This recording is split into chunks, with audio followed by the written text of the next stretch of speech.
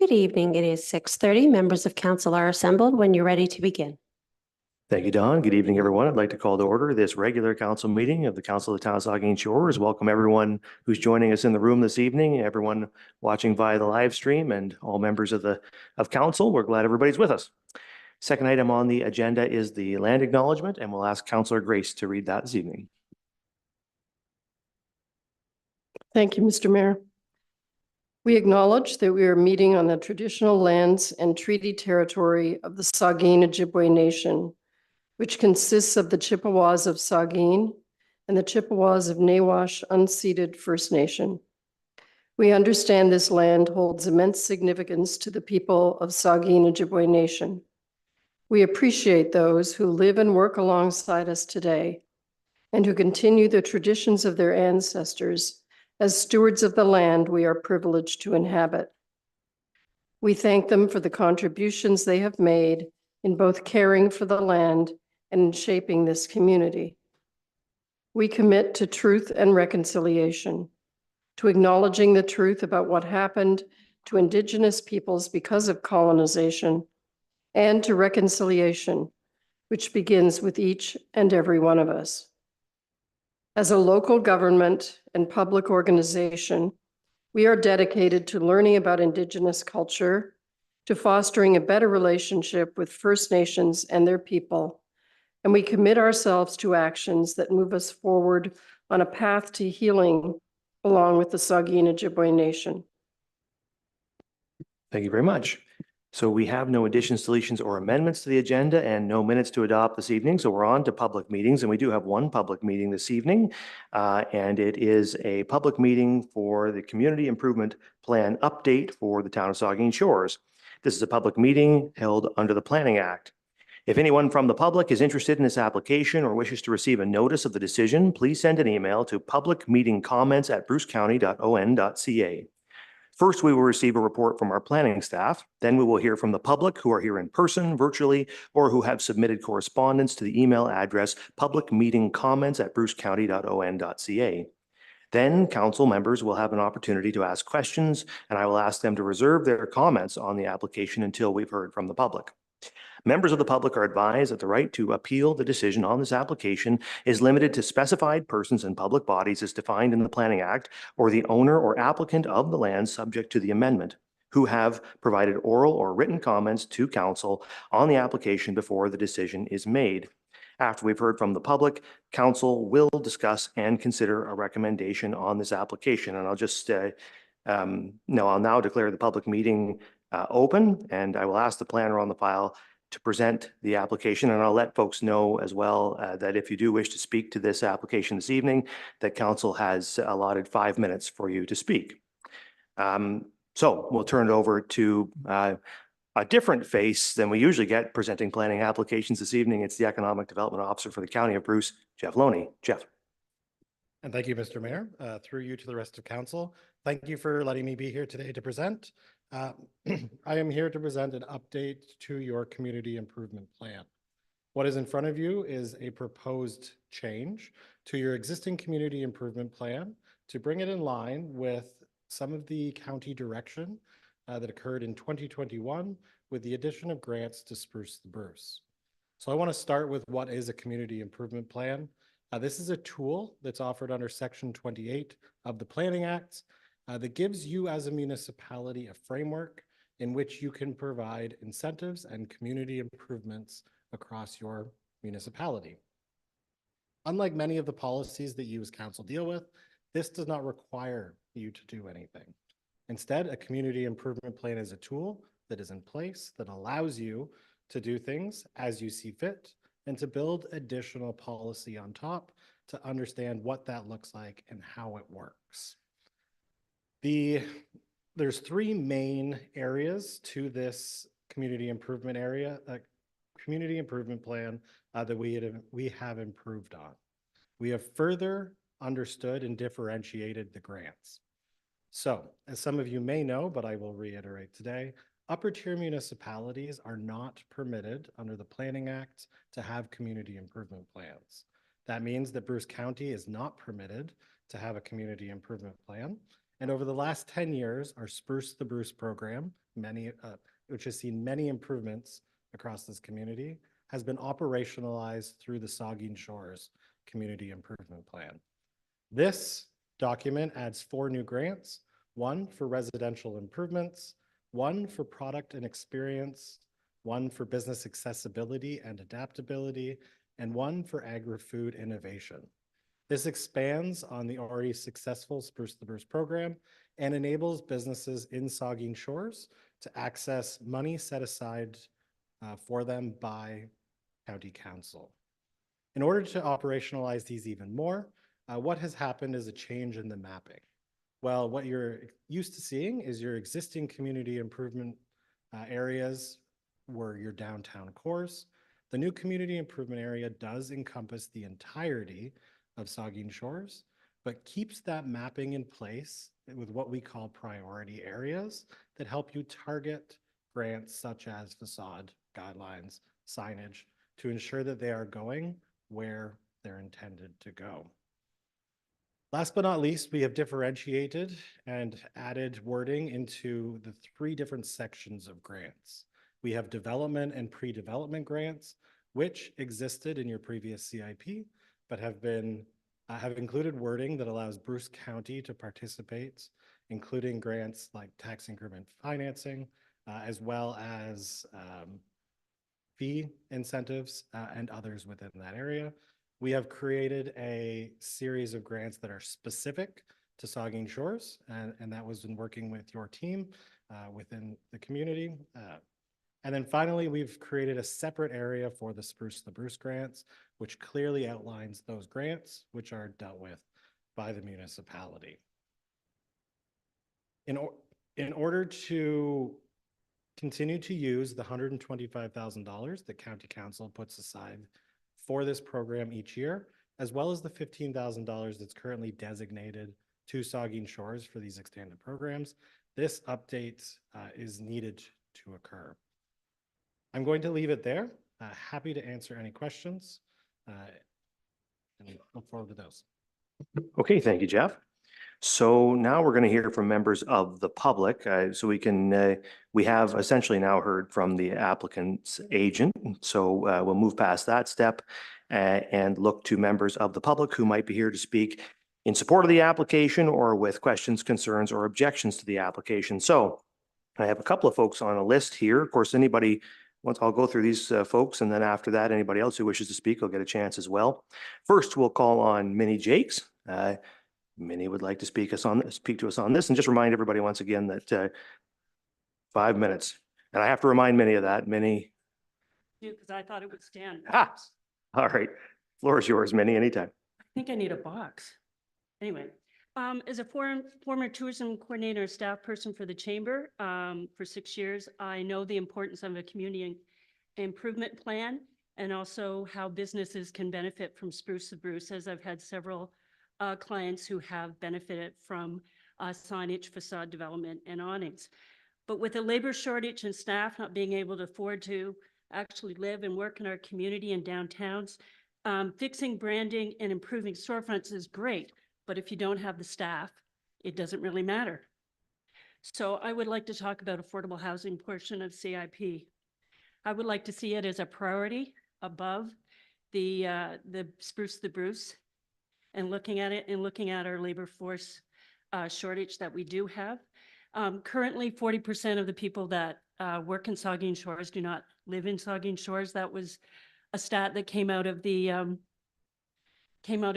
housing plan, so I'm sure it's gone up. As well, 30% of the income for housing, we have approximately 1/3 of our population that make under $39,000 a year. And we have approximately 400 families that make under $60,000 a year, which is also the poverty line.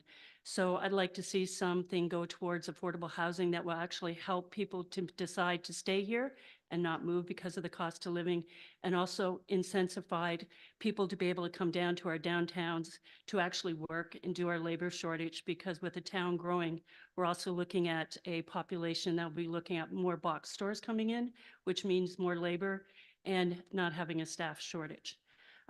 So I'd like to see financial incentives offered to tenants and property developers. Again, we look at, we have a bit of a problem with 30% of income for housing before taxes stated by the county. But when you talk to developers, they want 30% below market rent. For an example, a 2-bedroom apartment at 2,200, which is an average in Saugeen Shores. For a tenant, that would be $975 if it was 30% of their income. If it was 30% below the market rate, it'd be $1,540. It's quite a difference for a family living on low income, and that is a 2-bedroom apartment. And is that my 5 minutes, Luke? No, you have lots of time. It's only 2.5 minutes. Oh, well, okay then.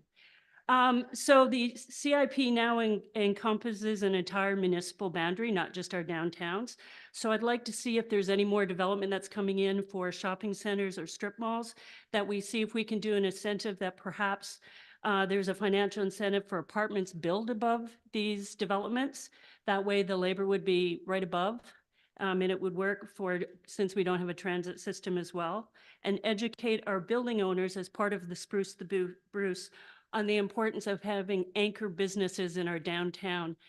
Service industries are great, and that's wonderful, but having places that people need to come down and look at and be there for once a week would help improve the visitation numbers that go into our stores and our downtowns. That's it. Thanks. Well, thank you very much. Okay, so next we have Mr. Mark Havitz, and he's also here to speak to us on this subject. When you're ready, Mr. Havitz.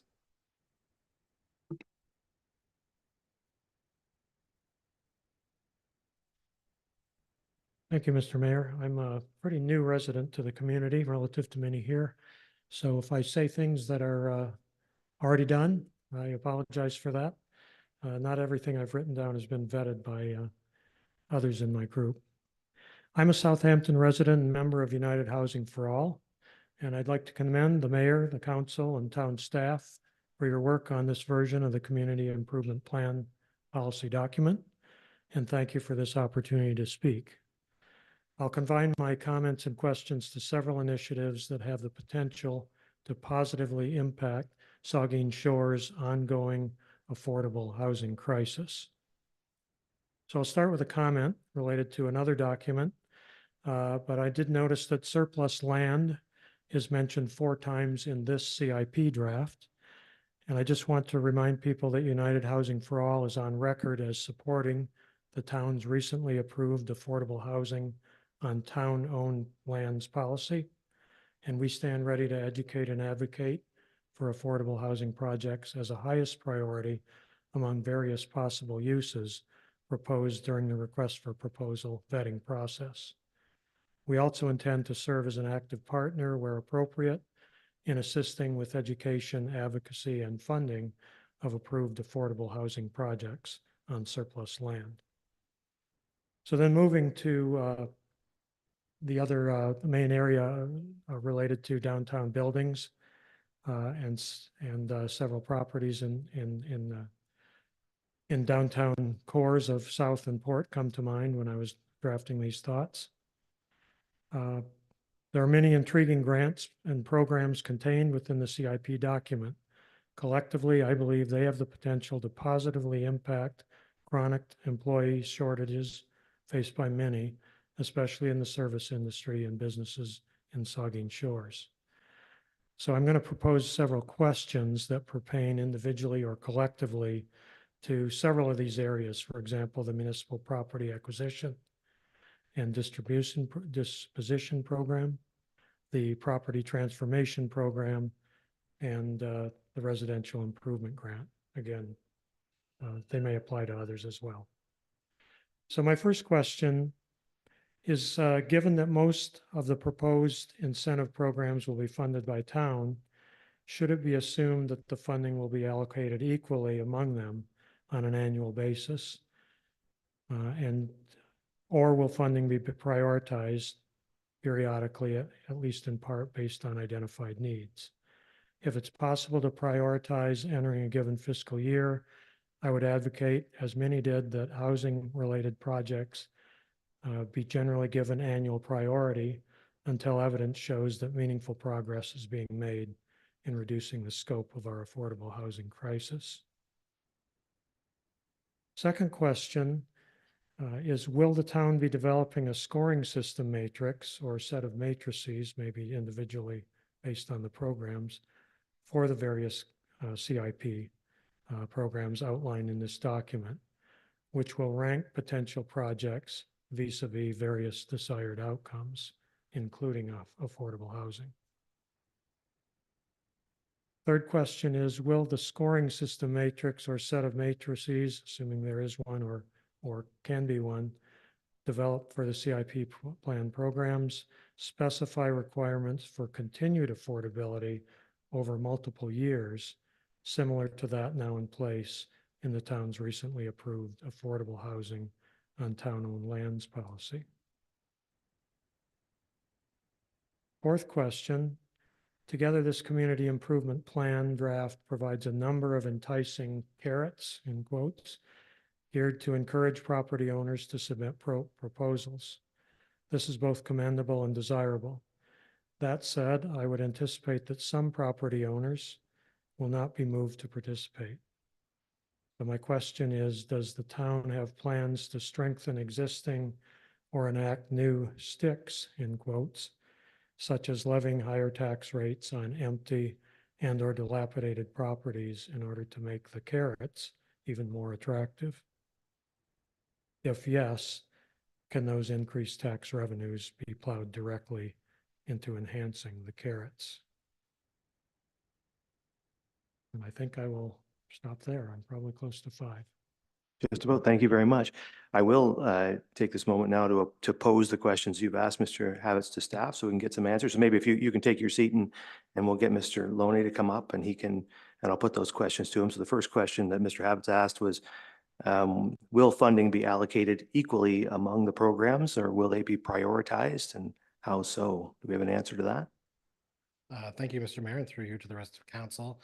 In regards to county funding, the dollars are available on a first come, first served basis across the existing grant categories.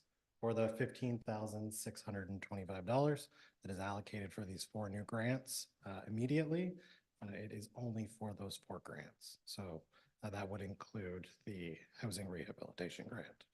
In terms of others, I would defer to town staff. Maybe I'll ask the manager of development services if he can speak to it. Yes, thank you, Mr. Mayor. When it comes to the budget, it's certainly of the town programs. We've taken a number of approaches. In years past, we did budget $250,000 to development charges relief for it could have been affordable housing. It did end up going to provide support to long-term accommodation. The Holiday Inn benefited from that project, and we were able to attract that. But as it comes to prioritizing, that's a question really for council. I just wanted to come on to say that when the town programs are set up and operationalized, we set up scoring systems as we did with Innovation Park, as we did with our own surplus lands. I would imagine we would like to do the same with the others if council sees and feels their value, and can budget accordingly for those programs as they come forward. Thank you. So you've spoken a little bit to Mr. Havitz's second question, which is, will there be a scoring matrix for each of the programs, ranking the programs against the desired outcomes, and will those scoring matrix specify requirements for ongoing affordability over the long term? So I don't know if you have anything to add to what you've just said on that front. Well, we certainly support that and agree with the comment as we've put forward with our affordable housing surplus land policy. You'd score higher if you could have longer term affordability to the town. So depending on the type of program, let's say the tax increment financing program, you would score higher and have more tax, given more relief for taxes over a longer period if you were able to provide more affordable housing over the long term as well, just as an example. Okay, and finally, Mr. Havitz asked about carrots versus sticks. This is a group of carrots in here. Does the town have plans, or through the CIP or through other means, to enact new rules, potentially higher taxes for properties that aren't filling the needs that are identified under the CIP? Any comments? You heard the question. Any comments to that final question Mr. Habitz had. Well, I wasn't prepared for that, so I guess no, but I can certainly take it away. I mean, I was preparing for the CIP discussion, not a discussion about taxes, but certainly it almost feels like a council discussion, not a J discussion. Yep, fair enough. Okay, thank you for your answers to those questions. So we'll move on then to, those are the only two folks I have written down. So are there other folks in the audience who would like to speak to this application? Do we have anyone online who wishes to speak to the application? I see shaking heads from No, clerks. sir. Okay, I'll just ask one more time if anybody in the room wishes to speak to this application. I don't see anyone, so I will ask here then, are there any written submissions that were not already discussed in the planning report, presentation, or oral submissions? Through you, Mayor Charbonneau, 4 emails were received at the clerk's email for the town. Those have been circulated to members of council and will be added to the public record. Thank you. Okay, so no more comments from in the room, no more submissions to report. So we're on then to talking to the members of the committee. And I'll ask now if council members have any final questions before we close the public meeting and discuss this application for a decision. The Deputy Mayor and then Councillor Grace. Thank you, and through you, Mr. Mayor. I'm perhaps this goes over to the actual document, the policy, but I just wanted to ask, in reading through both the staff report and the policy, it doesn't appear to me, and I just want to stand corrected on this because I hope I am corrected. It doesn't appear to me that residential situations on their own have access to incentives or grants or loans. It has to be where a non-residential use is present on a property, with the exception of the addition of additional residential units. So what I'm getting at is none of the stuff it's about, cleaning a building, sprucing up the streetscape, even if it is right in the core area, it's not available to a residential only situation. It would have to be a situation where there's a non-residential use potentially along with a residential use. I just want to make sure that the only place where residential by itself would have access to this would be if it's about creating additional residential units within that structure. Is that a fair assessment? I hope to be corrected on that. Mr. Loney. And through you, Mr. Mayor, to the Deputy Mayor, there are a number of programs that do have that requirement in place. All of those are currently within the county's Spruce the Burst programs. Now, on a broader level, there's nothing in this document right now that precludes the council from using these incentives for any type of property within the designated area. Those will be developed as you develop policy, those scoring matrix, and as your local team looks at the uses of it. Community improvement plan is the base level, essentially the maximum or the minimum that you can do, and then you can build your programs on top of that. So for the Spruce the Bruce programs that's specific to Bruce counties, there are a number that are specifically targeted as per our direction from council. However, for the town's portion and development incentives contained within there, there is no requirement for specific uses. And a second question would be, again, in reading through, oftentimes where it's described that there's potential incentives available for work on a property, it seems to be tied to meeting requirements of accessibility standards via provincial legislation. That's inherent, I think, and again, maybe that's the county stuff I'm reading, but any construction or improvements would be required to meet some accessibility standards via provincial legislation. Is that across the board, or is that very specific to certain kinds of programs? Thank you, and through you, Mr. Mayor, to the Deputy Mayor. The program, that's a very specific program contained within this, targeting accessibility specifically. These are intended to look at buildings that were perhaps historically built before the existing accessibility requirements under the building code were in place, to allow them to access funding to retrofit and bring it up to AODA standards. It allows building owners who are looking to do that to potentially access funds. That is one of the new grants under Spruce the Bruce. There are other grants that do speak to the need for accessibility. And of course, like all grants in here and incentives in here, everything must comply with all legislation, including AODA, Ontario Building Code, and others. And one further question.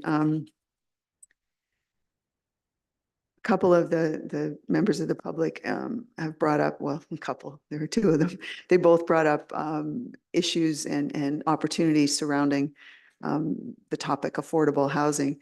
In reading through the policy, there's a couple of times where it's mentioned purpose-built long-term rental use is the language that's used, but no place did I see defined an affordable housing definition, which then would be applicable throughout here. Is that implied, or is that something that we should perhaps consider and strive to get in here? Because I didn't see that in here, any definition or any very specific language beyond, again, one or two places where there was requirements for long-term rental use to be the purpose for the work. How do we work that into this? I guess is my question, if it's not already there. And again, if it is there, I would appreciate hearing just where I might have missed it. Thank you. Thank you. And through you, Mr. Mayor, to the Deputy Mayor, I will take a first crack at that and then pass it to town staff. Community improvement plans are intended to be very broad in their policy to allow a number of things to be used at any given time, also to give them a relatively long life. This community improvement plan, while just an update, took approximately 7 to 8 months to prepare, including consultation with the ministry. So it does attempt to give it some level of evergreen within the policy, and as such, individual things such as the definition for affordable housing are not developed here. However, what the policy does allow you to do is to define additional criteria and to add additional pieces as you develop out the programs for its use. And that would be the ideal time to include those definitions. And I'll pass to town staff if they wanted to talk about that process.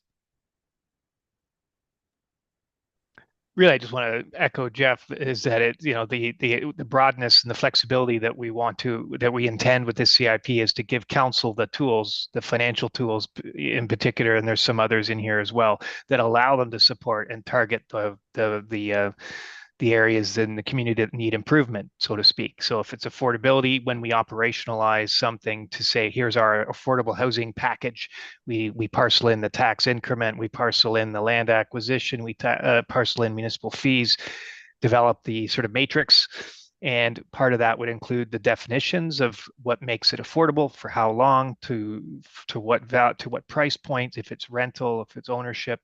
And right now we'd rely on the OP definition, which talks about no more than 30% of your income, and at the 60th percentile, forgetting the terms. But we could come up with our own definition if it felt it's suitable to the community.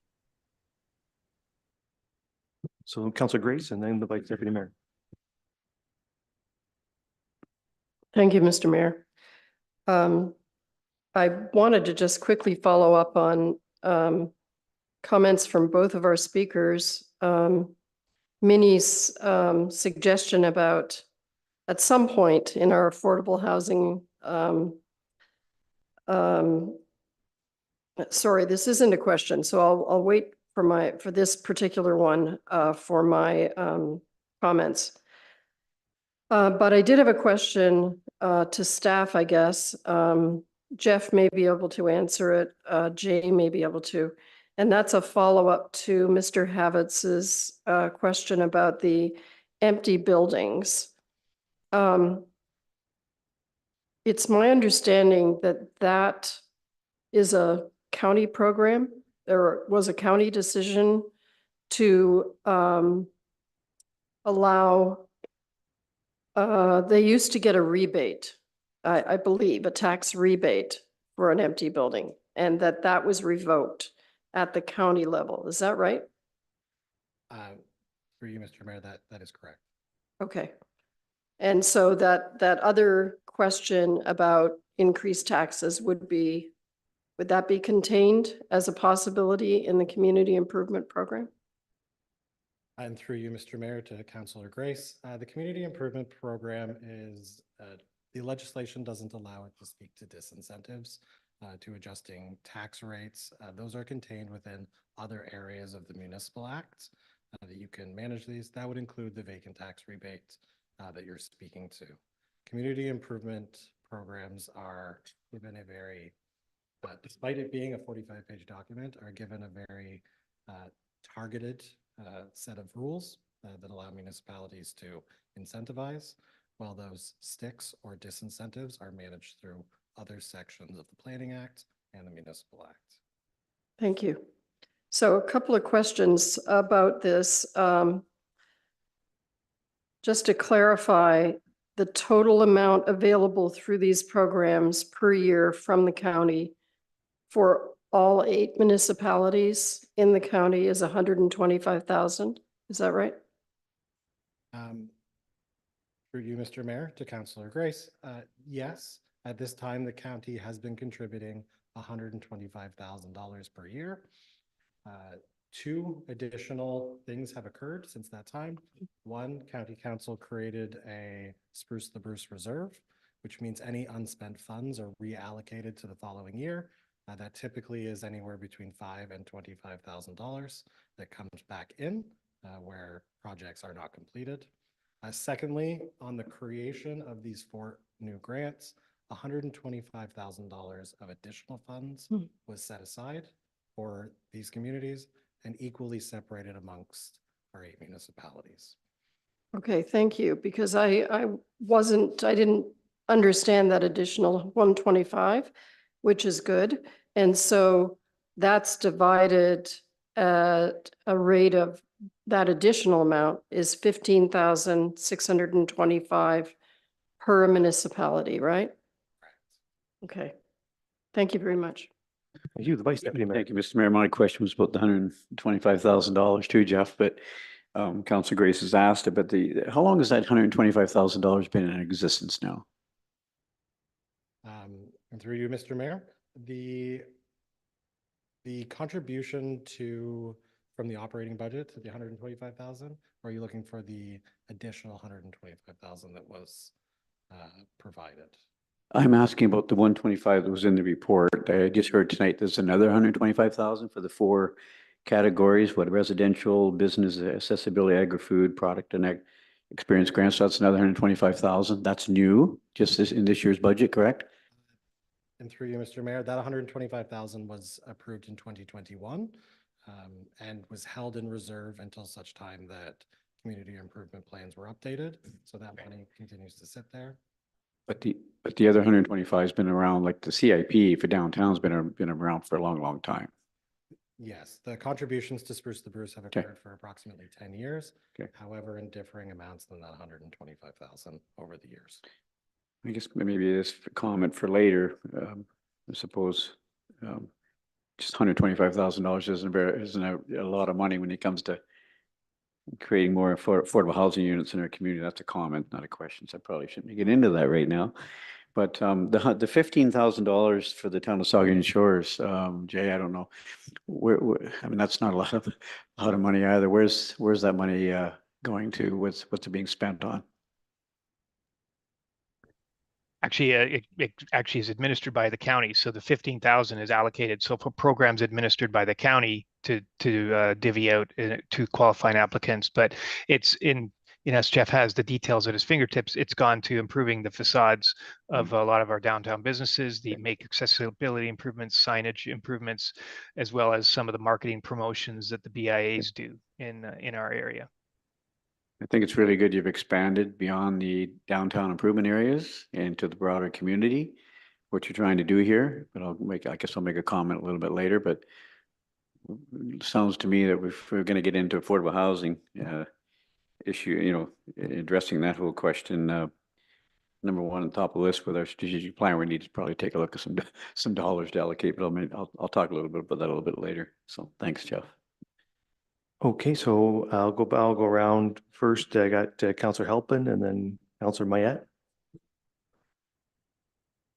Councillor Halpin and then Councillor Mayette, or Councillor Mayette and then Councillor, okay, Councillor Mayette. Go ahead. He insisted.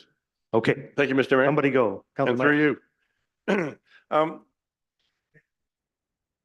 The discussion prompted another question to my original question, but I'm going to just ask that one first, which is around the 125,000 mark. You mentioned that the money goes into a reserve fund if it's not used up in a previous year. And you said for projects that were not completed. So is that, like I read in here that you have up to 1 year to complete a project? And if at the end of that 1 year, you haven't completed the project, does that mean the funding is withdrawn and put into this escrow fund?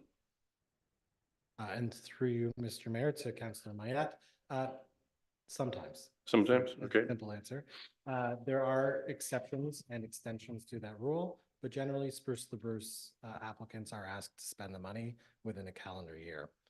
After approved, that money is not forwarded to them until the project is complete and they provide invoices. And sometimes those are delayed and we're able to extend with use of this new reserve. But for those who are unable to complete the project, even though they were approved, that's where that money would go into the reserve and be utilized in the following year. For somebody else, yeah, okay. Now, the original question I had was around a lot of this, people envision taking unused buildings or stores that are empty and converting them into residential. But how narrow could we make this? If somebody, there's plenty of people out there who live in 3 and 4 bedroom homes and their children have grown up and gone off, and they may want to take a portion of their house, maybe their basement, and convert it into an apartment. So could a person then apply for a grant from the county to cover the costs of putting in washing facilities and cooking facilities and separate entrance, and then apply to the town as well to get a cut on the municipal taxes or the building fees or those types of things? Could the person double dip, basically? And thank you through the mayor. There is a world where that could exist. At this time, the county does not have grants specific to those types of units. The Spruce the Bruce grant only looks at residential improvement units, which is where new residential or updated residential is being done in a mixed use building. In terms of the town's grants, how narrow can you make those? As narrow as you want. Essentially, what this document does ensure, though, is that no project can be funded at over 100% of what the costs associated with that. And that is a requirement of the Planning Act. So even where the town may provide incentives and the county may provide incentives, there's a coordination to ensure that that does not exceed full cost of what they're spending. Okay, I understand that part, but just to be clear, if a person wants to put a basement apartment in their house, that's not eligible under this current scheme. It is not eligible under the Bruce County's current programs under Spruce the Bruce.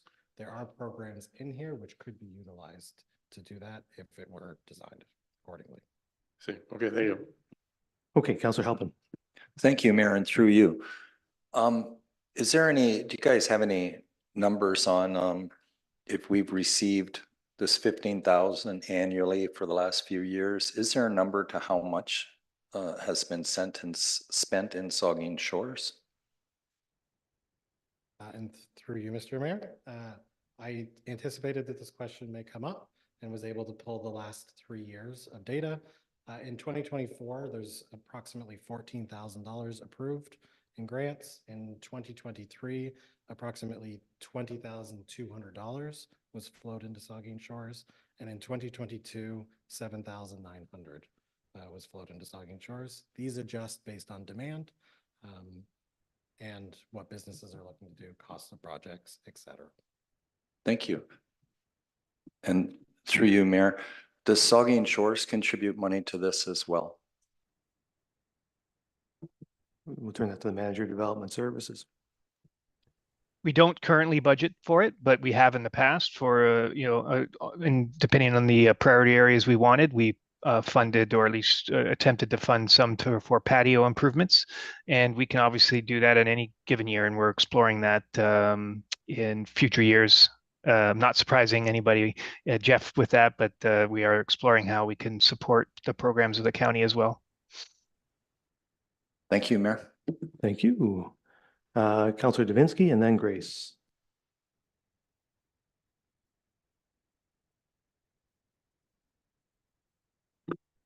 Thank you, Mr. Mayor, and through you.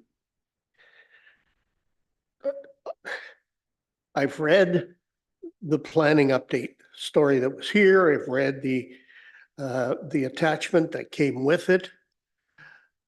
And the two people we've heard from tonight, and I suspect there are many more here to see what goes on, is affordable housing. Nowhere am I hearing about affordable housing. I'm hearing about improvements, and that could be my fault. I'm hearing about improvements to businesses, much needed, and that could in turn create employment. Help me here.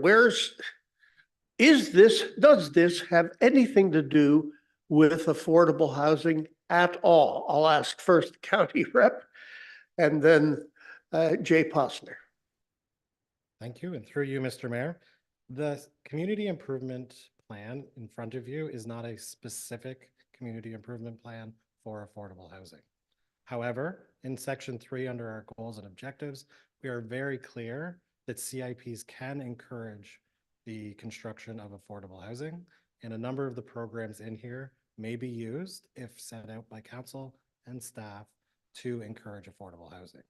However, as a broad sweeping policy document, it does not restrict you or specifically get into saying this must be used for affordable housing, but those programs do allow you if that is the priority for council.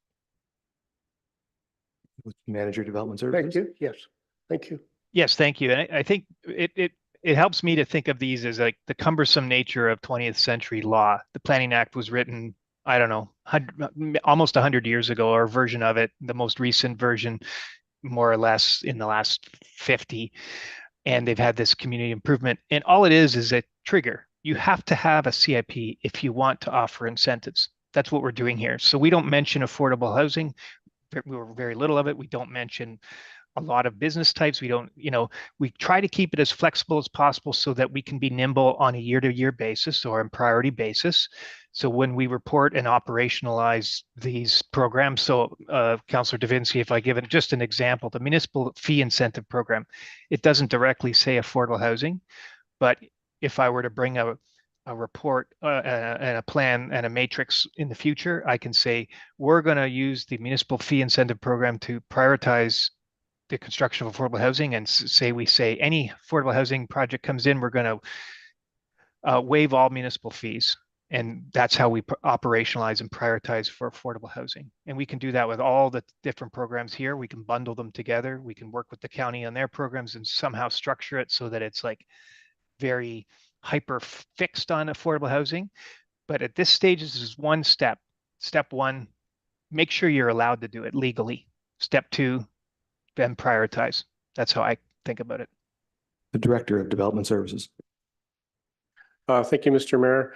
I just wanted to add to Jeff and Jay's remarks to just to go back to the redesign and revisions that were made to the Spruce to Bruce program several years ago.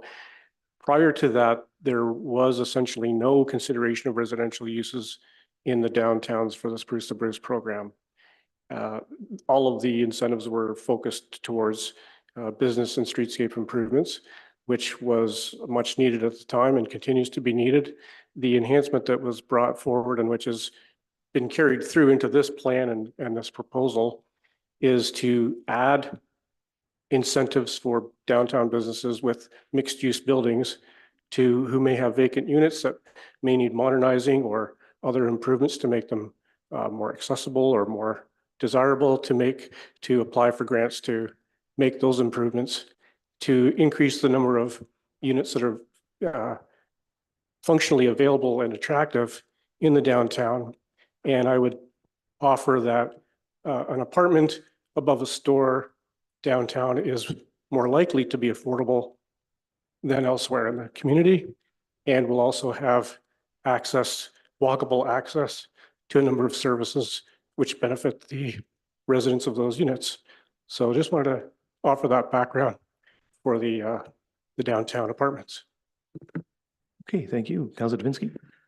Thank you very much, Mr. Mayor, and that's fine. That's what we want to see, but we're dealing here with an all-encompassing type of policy. And I guess the question is a timeline on the specific. The specific, I guess, would be up to the developer. I don't want to put answers in anybody's mouth, but this could take forever to get affordable housing, is what I'm saying. I hope I'm incorrect. Comment? And through you, Mayor, Spruce the Bruce is the specifics run by the county. It's operationalized with this document, but we continue to refer to Spruce the Bruce and the county programs. At this point, those are the specifics to the county programs. In terms of Saugeen Shores, as soon as this is approved and goes through its mandatory appeal period, you have the opportunity to start using this. And I will defer to staff around timelines and ability, but you could see this being available if prioritized and funded as soon as August, if no appeals found. Thank you, and thank you, Mr. Mayor. That's good news, encouraging news. And maybe could I just add a follow-up question just for clarity, just to clarify this for everybody? We already have a community improvement plan in place covering the entire settlement area of the town of Saugeen Shores, which includes incentives, development charge incentives, which have been used to incentivize affordable housing already and can be used this instant to do that and are used on an ongoing basis. Is that correct? That is correct. So remember, this is a revision, an update, expanding the territory, making a few changes, but you don't have to wait. We have had a CIP in this town to do exactly this for a long time and still do. Councilor Grace. Thank you, Mr. Mayor. Jeff, I'd like to go back just for my clarity to this 125,000. So you made a comment that there's 125,000 sitting in a reserve from 2021. And so that would be in addition to the 125,000 that's in the 2024 county budget for this, or is it 2025? Yeah, and through you, Mr. Mayor, that would be in addition to the 125 for the 2024 budget. It is worth noting that the 2024 amount of 125,000 is completely expended at this point, and was by March, the middle of March, this go around. That additional 125 that's being held in reserve was done by County Council to ensure that there were funds available immediately as communities passed these 4 new grants, which, as Mark mentioned, as the director mentioned, are those accessibility, those residential upgrades, tourism and experience, and agricultural grants. Those are administered by ourselves at the county, and that 15,000, which is 1/8 of that 125, is available the moment this is in force and effect.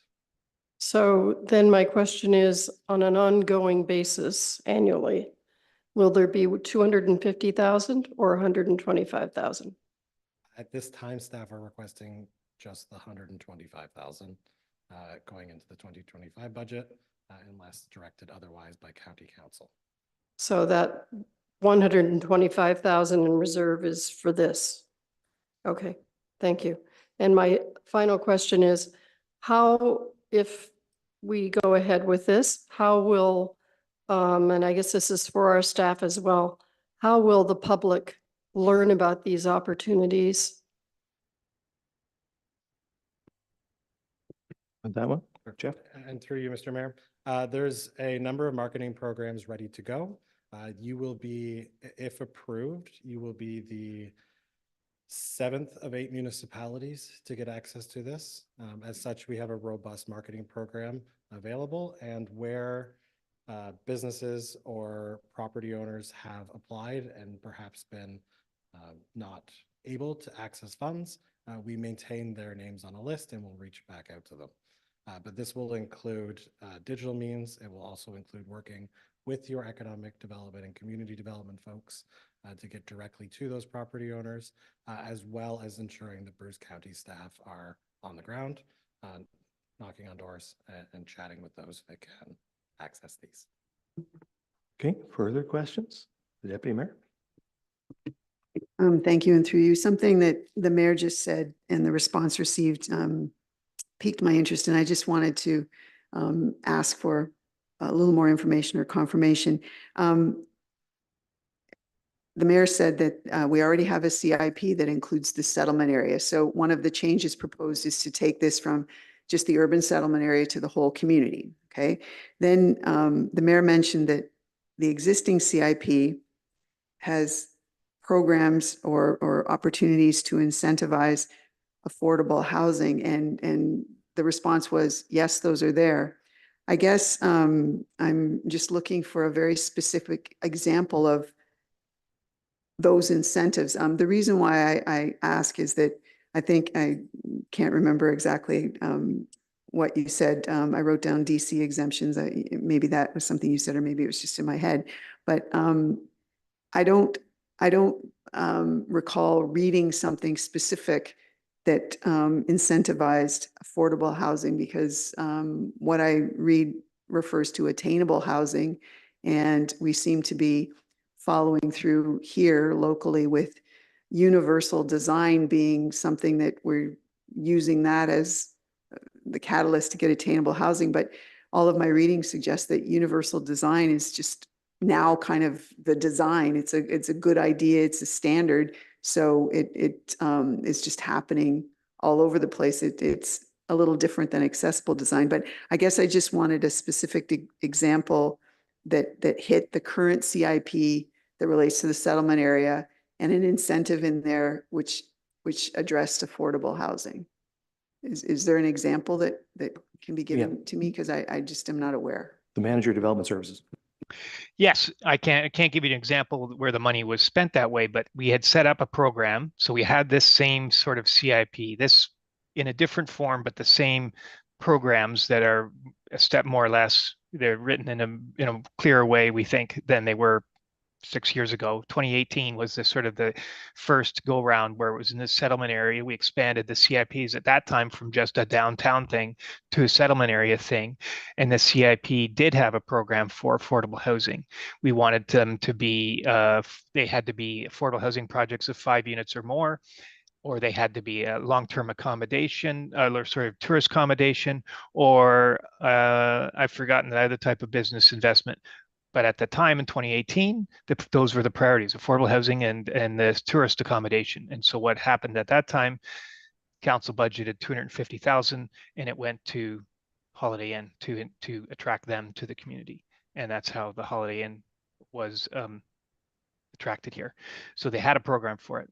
So and then affordable housing, we've used the tool itself as a CIP to help us develop development charges relief. Now, the DCs that you'll see mostly aren't for affordable housing because they are just an attraction. It's not a guarantee you're going to get affordable housing. We have affordable housing DC exemptions built into the bylaw, which are, if you provide affordable housing, you get your development charges waived. We have development charges exemptions for other types of housing, and that's what's more common, but we also have those incentives built into our DC bylaw. And then we have a sort of a framework guide, I guess you could say, where we offer a open-ended question, because we don't know what is really attractive for developers. You tell us, you apply to us, tell us what type of incentive package is going to be attractive to you. If you need a mix of tax increment financing, development charge relief, municipal fees, et cetera, you come to us. Now, we haven't had anybody apply for that, so maybe that wasn't the right approach. But making sure the CIP continues here gives us more opportunity, and the lessons we've learned with the municipal surplus land framework, and then with Innovation Park and the attraction we're getting there, which we will be reporting on in the near future. We see a value in having a little more articulate way of developing the CIP and building it in for specifically affordable housing. So thank you for the answer, Jay. What I heard you say was that at one point, council allocated via the budget process $250,000 towards an incentive that could have went in one of two ways. Beyond that $250,000 investment, has there been anything else, or was that was it? Or has there been more dollars allocated to hit both of those targets, or one or the other? Yeah, I can't use that find any more specific example, because we are trying to use a number of tools. I mean, we have a municipal housing allowance subsidy as well. So I mean, and that's not in the CIP, but we're trying to find as many avenues that are available to us lawfully to support affordable housing, and this is one we want to build on. Perhaps I Sorry, can. Mr. Mayor, I should have. No, go ahead. Yeah, I just wanted to, maybe I'll ask another question in hopes that you can, by answering it, add a little more clarity. Is it correct to say that in order for us to provide incentives to private property owners, either to exempt them from DCs or to do things like offer them municipal land at below cost, or to, as we have done as Mr. Havitz referenced, our most recent affordable housing on town-owned land policy and the incentives contained in that policy that we passed, that we would not legally be able to do those things without the CIP that we currently have in place, that the policies that we have already created to incentivize affordable housing, the mechanism we use to do that was the CIP that we already have created. Is that correct?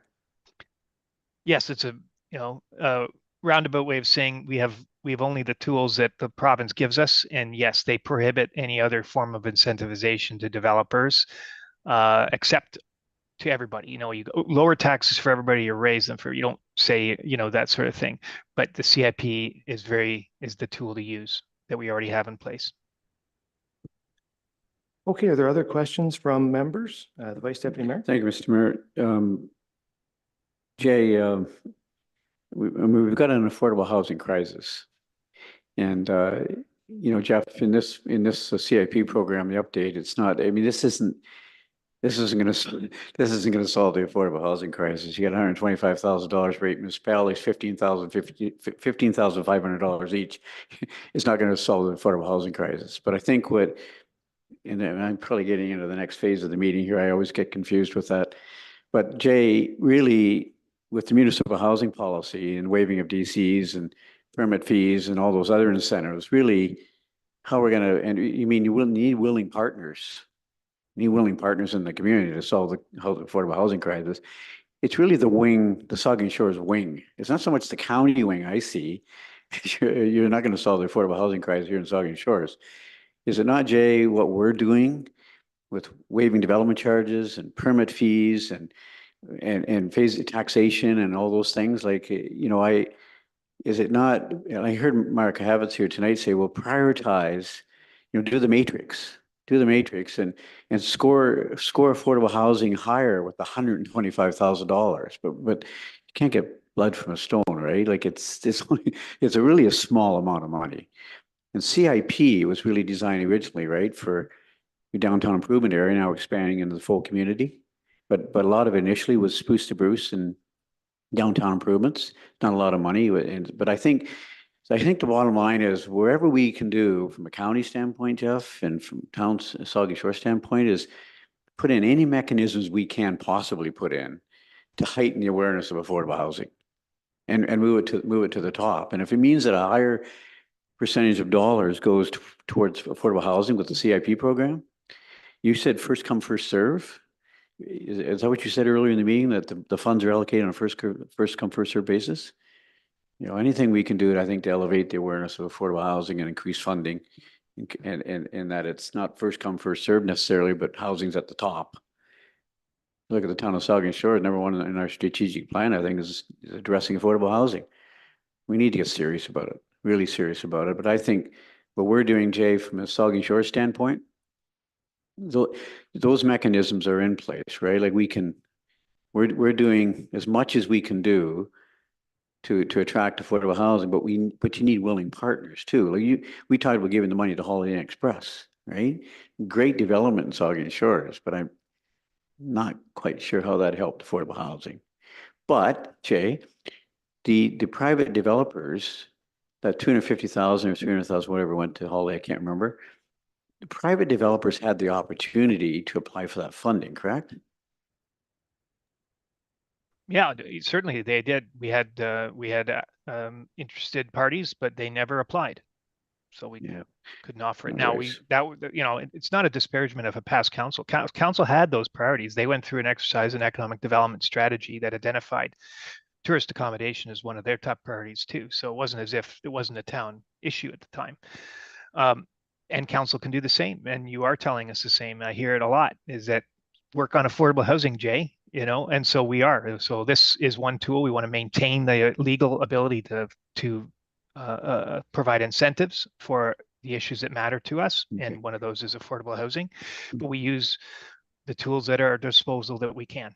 And so you've seen them. So my just closing comment, Mr. Mayor, is Jeff, anything, again, I'll repeat, anything we can do to elevate the heighten the awareness of affordable housing with any kinds of funding. $125,000 really is a pittance for eight municipalities.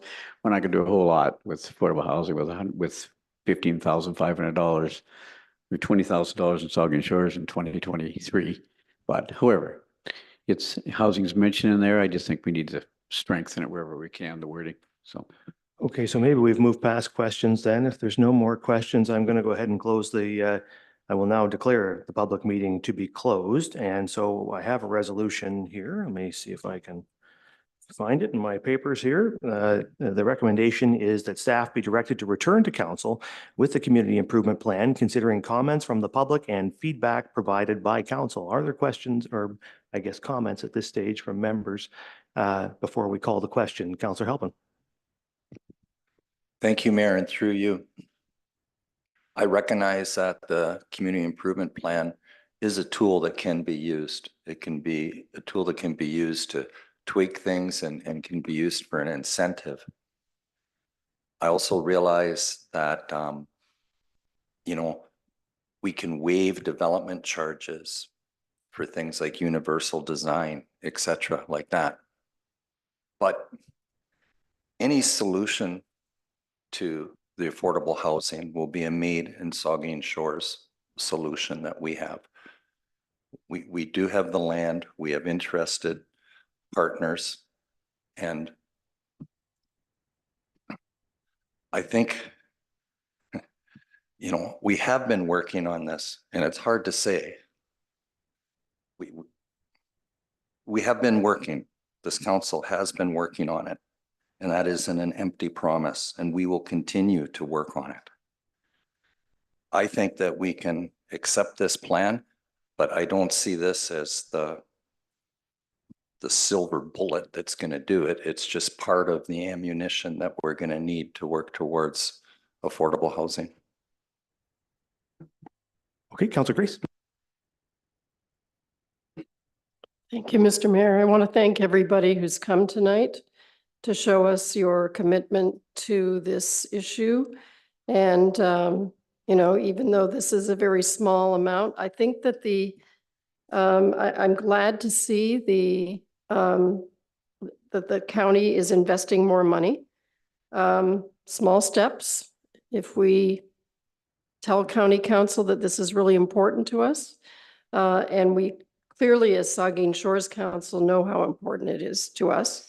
But just to return to a suggestion that Minnie made that I think completely fits into the first category, the residential improvement grant, trying to encourage some of those new stores that we see, like the Dollar Tree or whatever's going in there to try to encourage them to build in developments like that, to build up and put an apartment or apartments above that. I think that's a great idea. All of these are worthy expenditures. Business accessibility, adaptability, that's so important. Business owners have so many different expenses, and it's good for them to make their businesses more physically accessible to people who have those challenges. And so I like that aspect as well. So I thank the county for the money that we're getting, and hopefully that can be expanded in the future. And thanks again to everybody who came tonight and who wrote to us. Thank you. Are there further comments at this stage? The deputy mayor, she's working on IT at the moment. think it's She's- okay. There she is. All right, the deputy mayor. It's the second time I've knocked it off tonight. I just wanted to, I know that we're looking forward to getting another document. I wanted to ask for specific inclusions the next time. In some cases throughout the plan, there are examples of eligible projects. In some categories, there's a comment that, like, I'm just reading one, examples of eligible projects, the criteria, examples of projects and other needs for the local municipality or the county will be included in the RFP. But then in another case, there's a list of, 5 to 10 actual examples. I think it would be helpful to have examples as much as possible throughout the document, and because it is quite explicit in places and then not so much in others. There's also places where it's referenced about municipal in-kind contributions beyond financial contributions. I couldn't find any real description of what that potentially could entail. And in one case, it was parkland dedication, but then it was referred to slightly differently in another place. So I guess I would appreciate if we received a little more about the various ways beyond financial situations where in-kind opportunities exist. There's a number of places where, there's, well, I'll pull up one, and I don't know if this is just incidental or if other comments made around this council table have been listened to. I was particularly interested in reading the development charges program because, I've been known to comment about our exemptions in the past and will continue to do that. But there is a comment very specific in here, the financial incentive. This incentive is payable only at the completion of the project, final inspections, and payment of all development charges calculated before the incentive.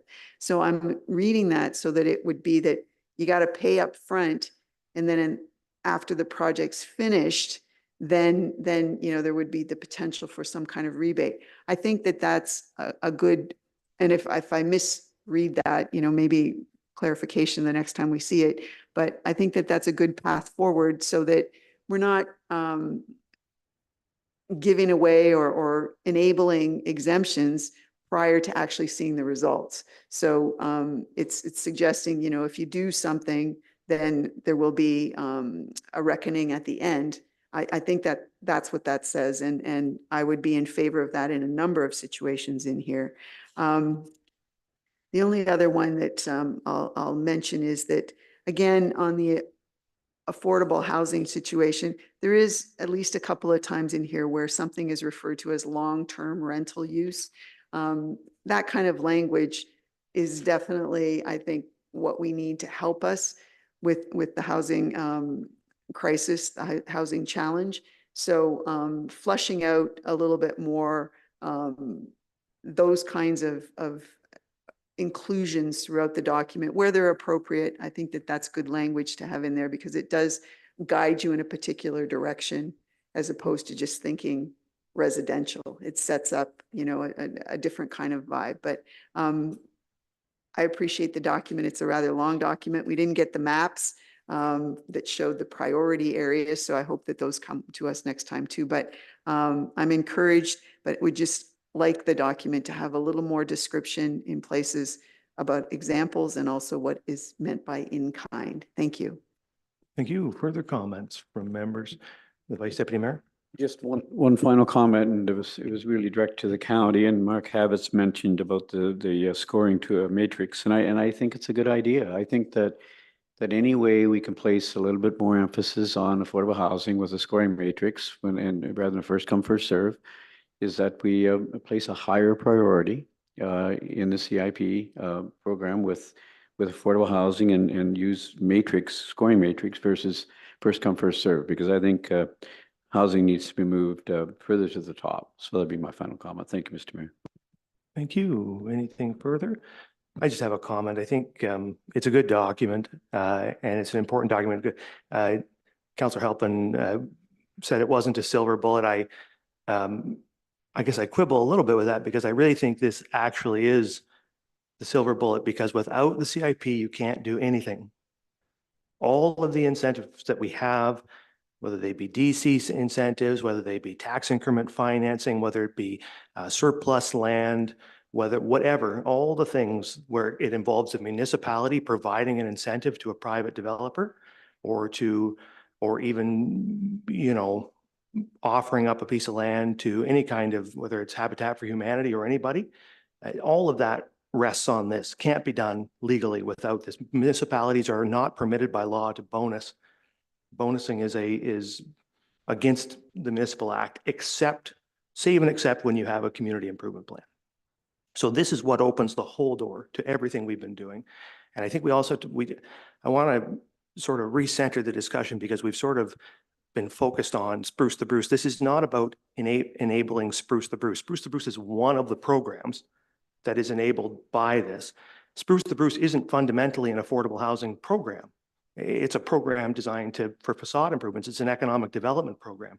It includes some pieces now, some small incentives, as has been pointed out, around affordable housing, but it's only one of a big list of things that are enabled under the CIP that we're doing. The County of Bruce just implemented development charges. Included in its development charges bylaw is exemptions for affordable housing. That can only happen because of the CIPs that are in place, right? That's a huge bonus provided by the County of Bruce to incentivize affordable housing enabled by the CIPs, right? So remember that, right? So yes, Spruce the Bruce is offering a small amount of money, but let's not conflate this policy with the programs that it implements. They're not the same thing, right? This is the policy. This is the great big 20,000-foot policy that enables all the myriad of other things that we're doing. And one of those things is Spruce the Bruce, a few bucks there, but a lot of money being offered up through development charges, a lot of opportunity through our surplus land policy, right? None of that happens without these CIPs. So I just don't want folks to go away here thinking, oh, they're all this work for 15,000 bucks. That's not what this is. This is well, probably every year just through the DC incentives. Like we've been talking around this table about various developments that have received DC reductions because of this. That's the taxpayer incentivizing those higher density developments to the tune of tens of thousands, in some cases hundreds of thousands of dollars. And it is working, because from 2022 to 2023, we had a 1,200% increase in high density development in the town of Saugeen Shores, from 40 permits issued in 2022 to over 400 issued in 2023. That isn't by accident, right? That's happening because the developers want to do it and because we're incentivizing it. So I think that, there's more can be done, more programs can be implemented for sure under this program, and they will be, and this gives us the ability to do that. And council has the flexibility and the opportunity, if we pass this CIP, which really only enhances our existing CIP, to do all sorts of things to incentivize affordable housing even more across the municipality. So like I say, I appreciate all the work on it and look forward to seeing it back and getting it implemented. I see Councillor Stack.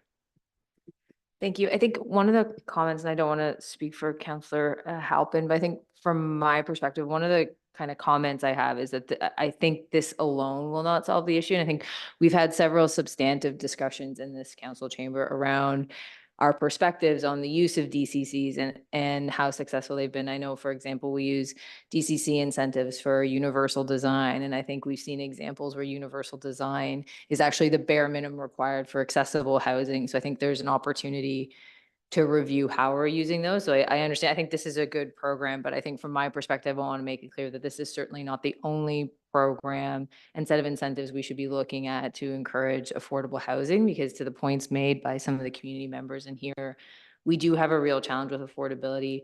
And I think the housing that has been built when you're housing is still $700,000-$800,000. That's not affordable and it's not accessible. So I think we do have to acknowledge that there's still quite a few barriers that have to be addressed, and that some of these incentives hitting larger developers to build, an extra home on a spare piece of land on a corner lot is not going to solve the housing problem. Yeah, absolutely agree. More has to be done, and this gives us the ability to do those things. Okay, are there any further comments? If not, you've heard the recommendation. I guess I'll look for a mover and seconder. It's a resolutions, council, deputy mayor, the vice deputy mayor. All in favor? That's carried. Okay, thank you. So we're out of the public meetings and down to reports of municipal officers and committees. 3 reports there. The first one is on Southampton 2 zone flood plain management concept, and we have Candace Ham to give us that report. Ms. Ham.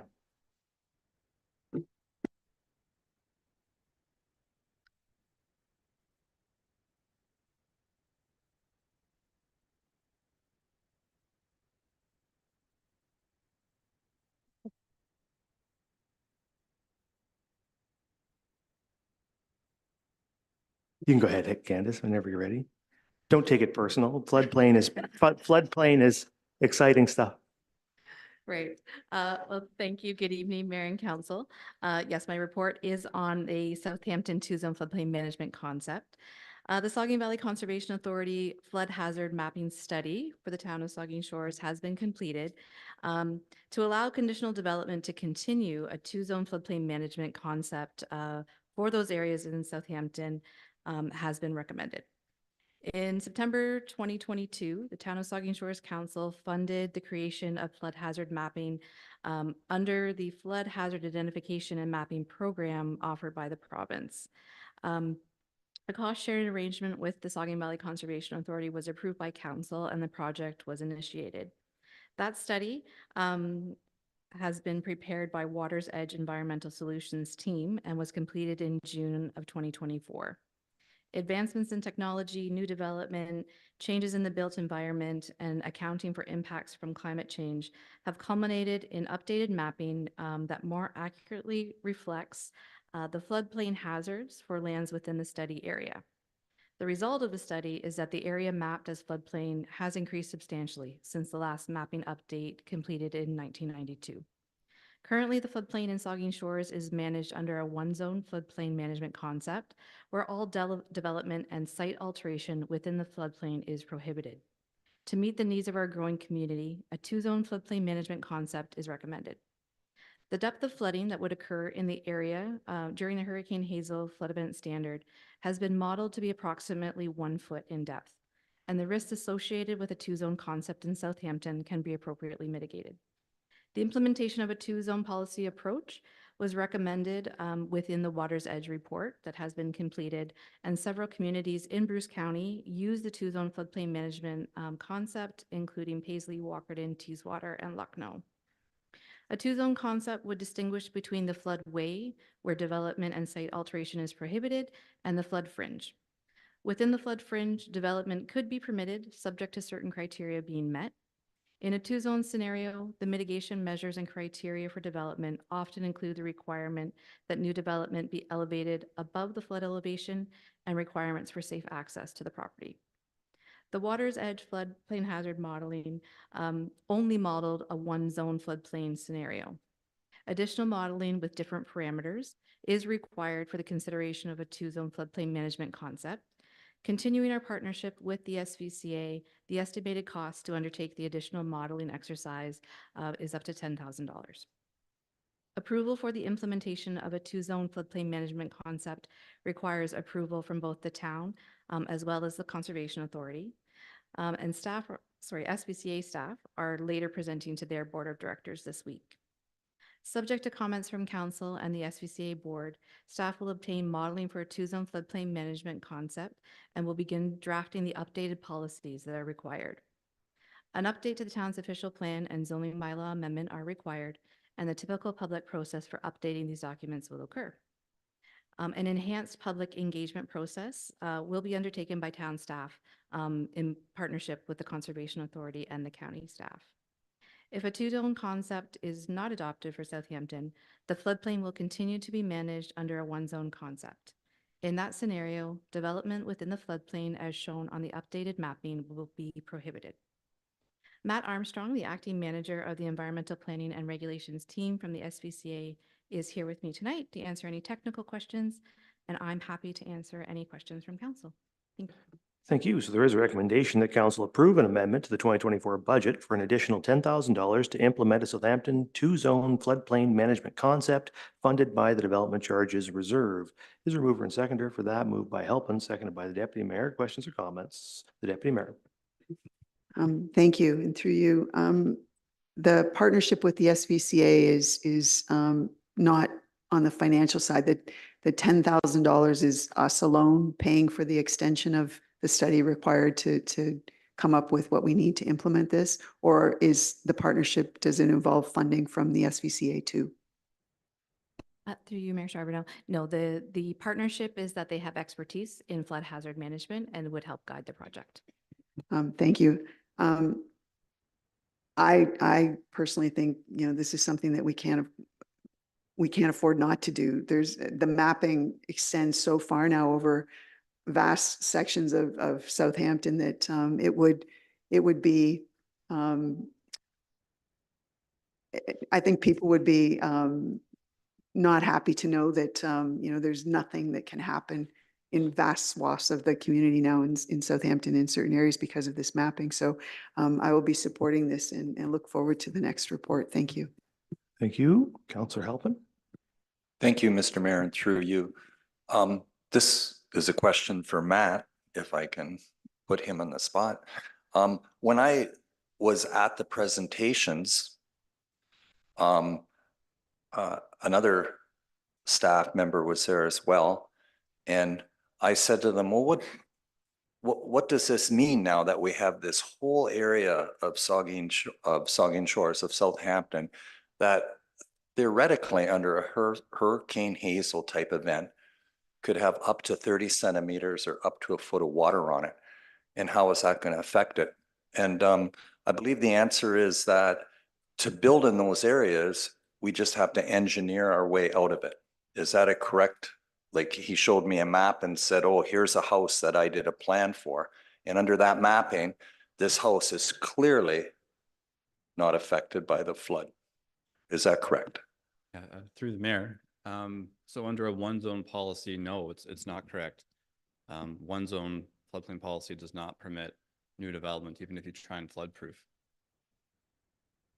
Yes, under two zone, as long as you can flood proof to that elevation, then yes, development is permitted. Now there are two sections within the two zone floodplain. There's the floodway, which is the area where flooding depths and velocities are greatest.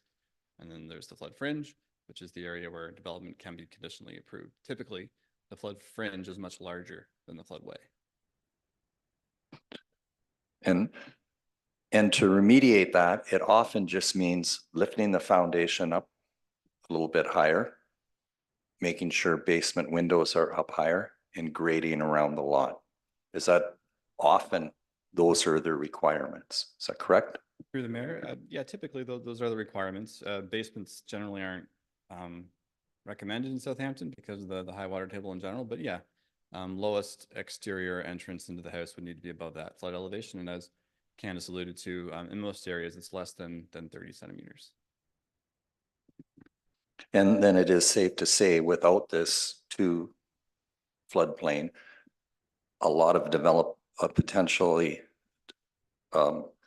potential development land would be excluded. Yeah, through the mayor, there would be far much less developable land within the area that the new floodplain mapping applies to. Okay, thank you very much. Thank you, Councillor Grace. Thank you, Mr. Mayor. Matt, a question with regard to these maps that we received as supplemental material. When I look at the legend, it has a light blue color for the 100-year floodplain and a purple color for the Hurricane Hazel floodplain. And I guess I missed this in the report, but which of those is the fringe? Through the mayor, neither right now. Oh. Yeah, you combine the two, and that's the area that is floodplain. The new modeling that needs to be done will then divide that larger floodplain into two areas. So that's the work that hasn't been done yet. So we don't know yet. Okay, thank you. Thank you. Are there further comments? I had a comment.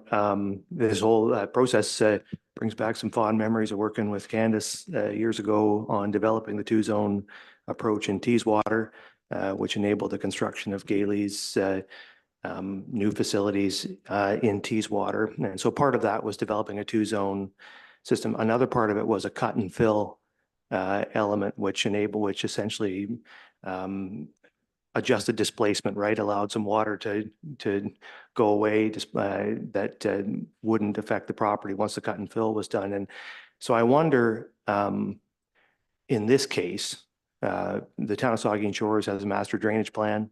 There are a number of projects identified in that master drainage plan, which have been given various levels of priority by council. But some of them are in that area, and they may have, once constructed, a significant impact on the floodplain in this part of Southampton. The Fairy Lake Creek project being one of them. And I just wonder, can we look at that? How could we look at that as a means by which we could mitigate this further? Like, can we do the modeling in a way that would show the impact of those kinds of drainage works, which may come in the foreseeable future, and then model the floodplain on the basis of that, and then the municipality could, working with the local property owners and developers, look at ways to advance those drainage works to achieve that new floodplain. I mean, do you have some comments, Matt or Candace, on how we could work that into what we're doing here? Yeah, I'll take that through you, Mayor. So the dollar figure that was quoted and the pretty aggressive timelines that we believe this work can be done are based on existing conditions, not under the proposed conditions of the master drainage plan. So while, yeah, in theory, that could be considered, I don't know what it would do to timelines or cost, but happy to put that question forward to the engineers when we're working with them. I think ideally, I mean, I support what's proposed here, absolutely, and I agree with the deputy mayor. I mean, this is money we well spent, and anything we can do to reduce the regulatory prohibition on development in this part of Southampton, we should do. But the one thing that's better than a two-zone floodplain is no floodplain at all. And if we can advance infrastructure projects which might reduce or limit that floodplain, we should look at that. So I guess I'll put that back to you guys. I hope that you can perhaps, and maybe to the director as well, we can come back to council with some ideas on how we might be able to model the floodplain, advance this project, do that right away, but also model the floodplain based on, give council some information about what impact certain infrastructure works we may choose to do would have on this floodplain, so that we could decide, okay, well, maybe we want to advance this project that we have currently made low priority. Maybe we want to make it higher priority. I mean, I think I certainly would appreciate that information and help us to decide what to do. So a comment, I guess, and a request for that kind of information for us. Okay, so if there's no further comments or questions, then I will ask all in favor. That's carried. Thank you. All right, so now we're on to 9.2, the Urban Tree Conservation Bylaw, and Kristen Sears has that presentation for us.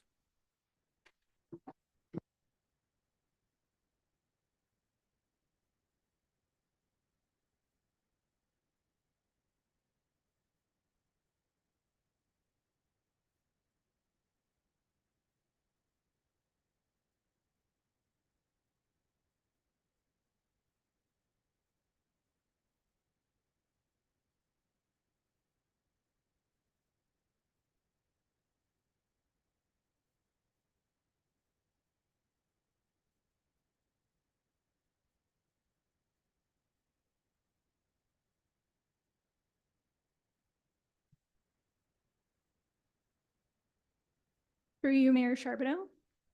Good evening, Council. A major component in the development of the urban tree canopy plan is the creation of an urban tree conservation bylaw. This report outlines several key elements that may be considered in the development of the urban tree conservation bylaw.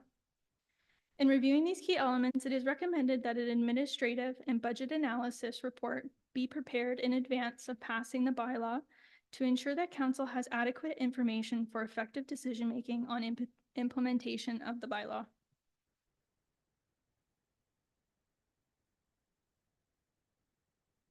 So as mentioned, I am just looking to highlight some of the key elements that are proposed in the urban tree conservation bylaw and as further described in my report.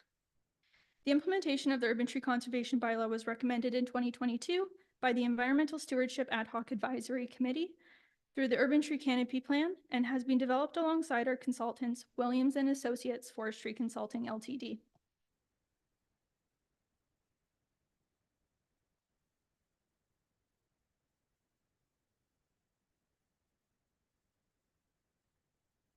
So this bylaw would prohibit and regulate the cutting and injury of trees on both private and public land in the settlement area boundary, which I have included a picture of the mapping here. This is Schedule C of the local official plan, and I've just outlined here in red the settlement area boundary. So as for the application of the bylaw specifically on private lands, the urban tree conservation bylaw would look to protect significant trees of a diameter breast height, or DBH, of 40 centimeters or greater, a lot containing more than 10 trees with a DBH of 10 centimeters or greater.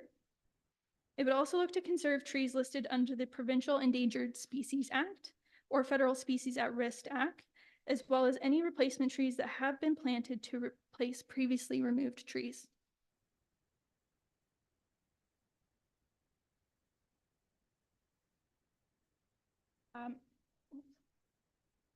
Missed a small part. I would also like to add that this bylaw would complement the Bruce County Forest Conservation Bylaw that governs the destruction or injury of trees in woodlands of at least 1 hectare and more in area.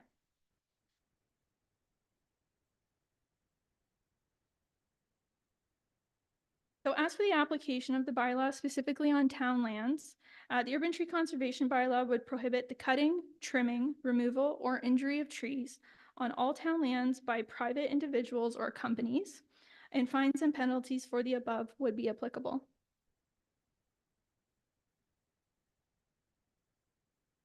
So it is being recommended that a permitting process be used to apply the bylaw.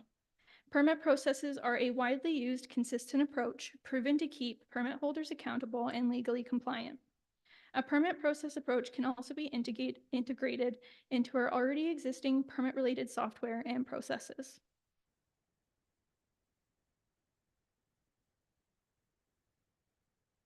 So the proposed bylaw would outline where exemptions may apply. This could include circumstances where a tree is deemed dead, decaying, terminal, or high risk, where a Planning Act application has been submitted, or in the case of a, say, nursery or orchard. So in using a permitting system, there would be an ability to impose conditions on a tree permit. Conditions on a tree permit could include the planting of a replacement trees and to scale as per recommended compensation ratio. Just a little table here as an example. Another condition could be the ability to specify what professionals are authorized to approve tree protection plans. There's also the ability to refuse, suspend, alter, or revoke a tree permit.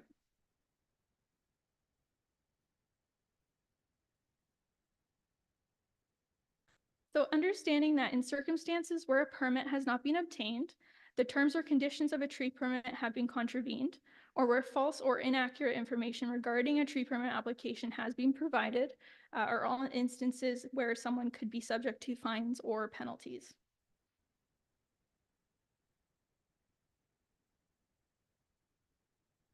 So in regards to what's next, we will take comments back for today's meeting. We will revise where needed and post the draft urban tree conservation bylaw on our Engage Saugeen Shores website for public review.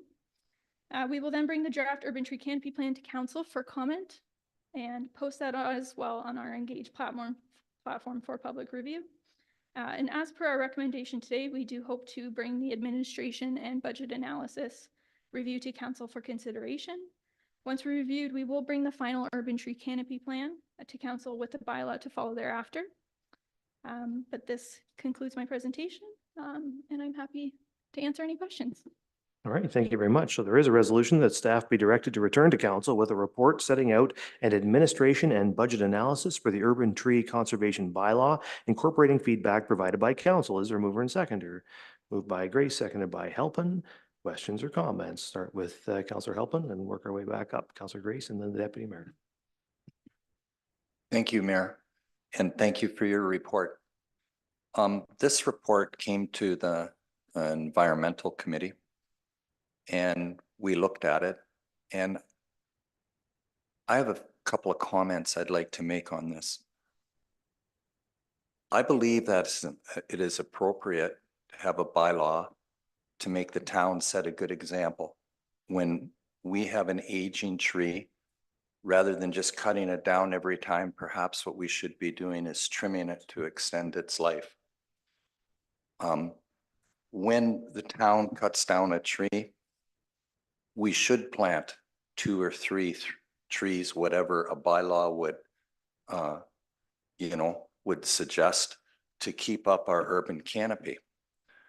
I do have a bit of a problem with creating a whole nother kind of branch of town government to inspect trees, to have permits to cut down trees, and to kind of get involved in the tree business that way. And I just am a firm believer in property rights. And I'm a little bit concerned about having a bylaw that is going to just really restrict what people do with their property. I will use an example of sometimes people are very much into butterfly gardens, and my wife would be that type of person. And we have a beautiful butterfly garden, but we could not have had that without eliminating a walnut tree that prevented everything, all the flowers and everything that we needed for that garden from growing. I think that we're going to, the other point, I'll try to be as quick as I can here. We have great community uptake from our citizens. Our citizens are buying trees like never been before. And during this council, I believe the first year of this council, there was well over 500 trees that the public bought and planted. And those trees were subsidized by the town. This past year, last year as well, through a group of citizens, got a grant, and they went and planted 400 more trees in Saugeen Shores. This past year, again, about 450 trees were planted by the public. So I think that what we should do with our bylaw is we should have a bylaw, one, to regulate what the town does and a policy for the town. If we have to, trim a tree before we totally kill it, if we have to take down a century-old tree, replace it. And definitely, when people feel that they're entitled to cut down trees in town land, i.e. the lake shore, so that they have a better view, yeah, we really need to enforce that. That's a no, we can't do that. When people start cutting environmentally protected land, yes, we need to enforce that. But I think that the homeowners of Saugeen Shores are doing a great job of supporting our urban tree canopy. And I would say that I would like to see the plan give them guidelines, just much like our community permitting process gives people guidelines of what to do. And then we can use incentives. So I would like to see incentives and guidelines rather than permitting and kind of policing trees. Thank you. Okay, thank you. Councillor Grace. Thank you, Mr. Mayor. Thanks, Kristen. I have some questions first. What percentage of our urban tree canopy now is on private property? Do you know that? For you, Mayor Charbonneau, I believe it's approximately about 80% of the town's urban tree canopy resides on private lands. Okay. And if I remember correctly from the public meeting back in May, our Is our urban tree canopy cover right now about almost 40%? Through you, Mayor Charbonneau. Yes, I would say it's about approximately, I think it's in 39.6%. And again, that's why this tree bylaw has been more of a preserving, a conserving tree bylaw to ensure that we are maintaining that canopy coverage in Saugeen Shores. Okay. So a couple of questions then. One of the, we have chosen, or in this draft, we chose 40 centimeters as the diameter that you would then require a permit for. When I looked at the London bylaw, it was 50 centimeters. Others I've seen is 30. Why did we choose 40? Through you, Mayor Charbonneau. Thank you for the question. So when our consultants were hired, they conducted actually numerous surveys within Saugeen Shores. So based on their observations and what inventory data we did have of our trees, they were able to decipher the different types of DBHs of trees in Saugeen Shores. And they recognized actually at 40 centimeters DBH, there was a significant spike. So that was the reason for this 40 centimeter DBH, was to ensure that those 40 centimeters and greater were protected, because we do lack in the smaller caliber trees. Okay. Would there be a charge for the permit? For you, Mayor Charbonneau, at this time, I believe there would be a permit fee, but I obviously don't know what that would look like at this time. Is that typical of the way these are run in other municipalities? Do you know? Through you, Mayor Charbonneau, from what I'm aware of, yes, I've seen it quite frequently in numerous municipalities that do it on specifically private lands. Okay. Would our permit application require written consent from adjacent property owners if trees straddle a property line? Through you, Mayor Charbonneau. So in instances where a tree is considered what I believe we're proposing to define a boundary tree, written consent is required from both property owners. But right now, it's just something that would be worked out between Yes. the property owner. There's informally, we don't get involved in that right now. Through you, Mayor Charbonneau, that's correct. Do you anticipate that this permit process would include exemptions for invasive species, regardless of size? Through you, Mayor Charbonneau. From what I recall, the exemption list does include invasive species. Okay. Is there any, do you know of any development tool that exists now that would allow for particular size of lot to be permitted while you'd be exempting smaller sort of single residential lots? Have you seen any or heard of anything like that? Through you, Mayor Charbonneau, I believe actually at the Environmental Committee last month, it was introduced the idea of an ecological offsetting tool, which is new to me, and is something that we're definitely taking back as a consideration from that meeting. Okay. I think I'm done with my questions, but I want to hear from the rest of my colleagues first, before I definitively, I mean, we're not voting on this tonight. But I know that in the last probably 5 or 6 years, I've seen and heard what I would say is some public anguish, especially when people observe a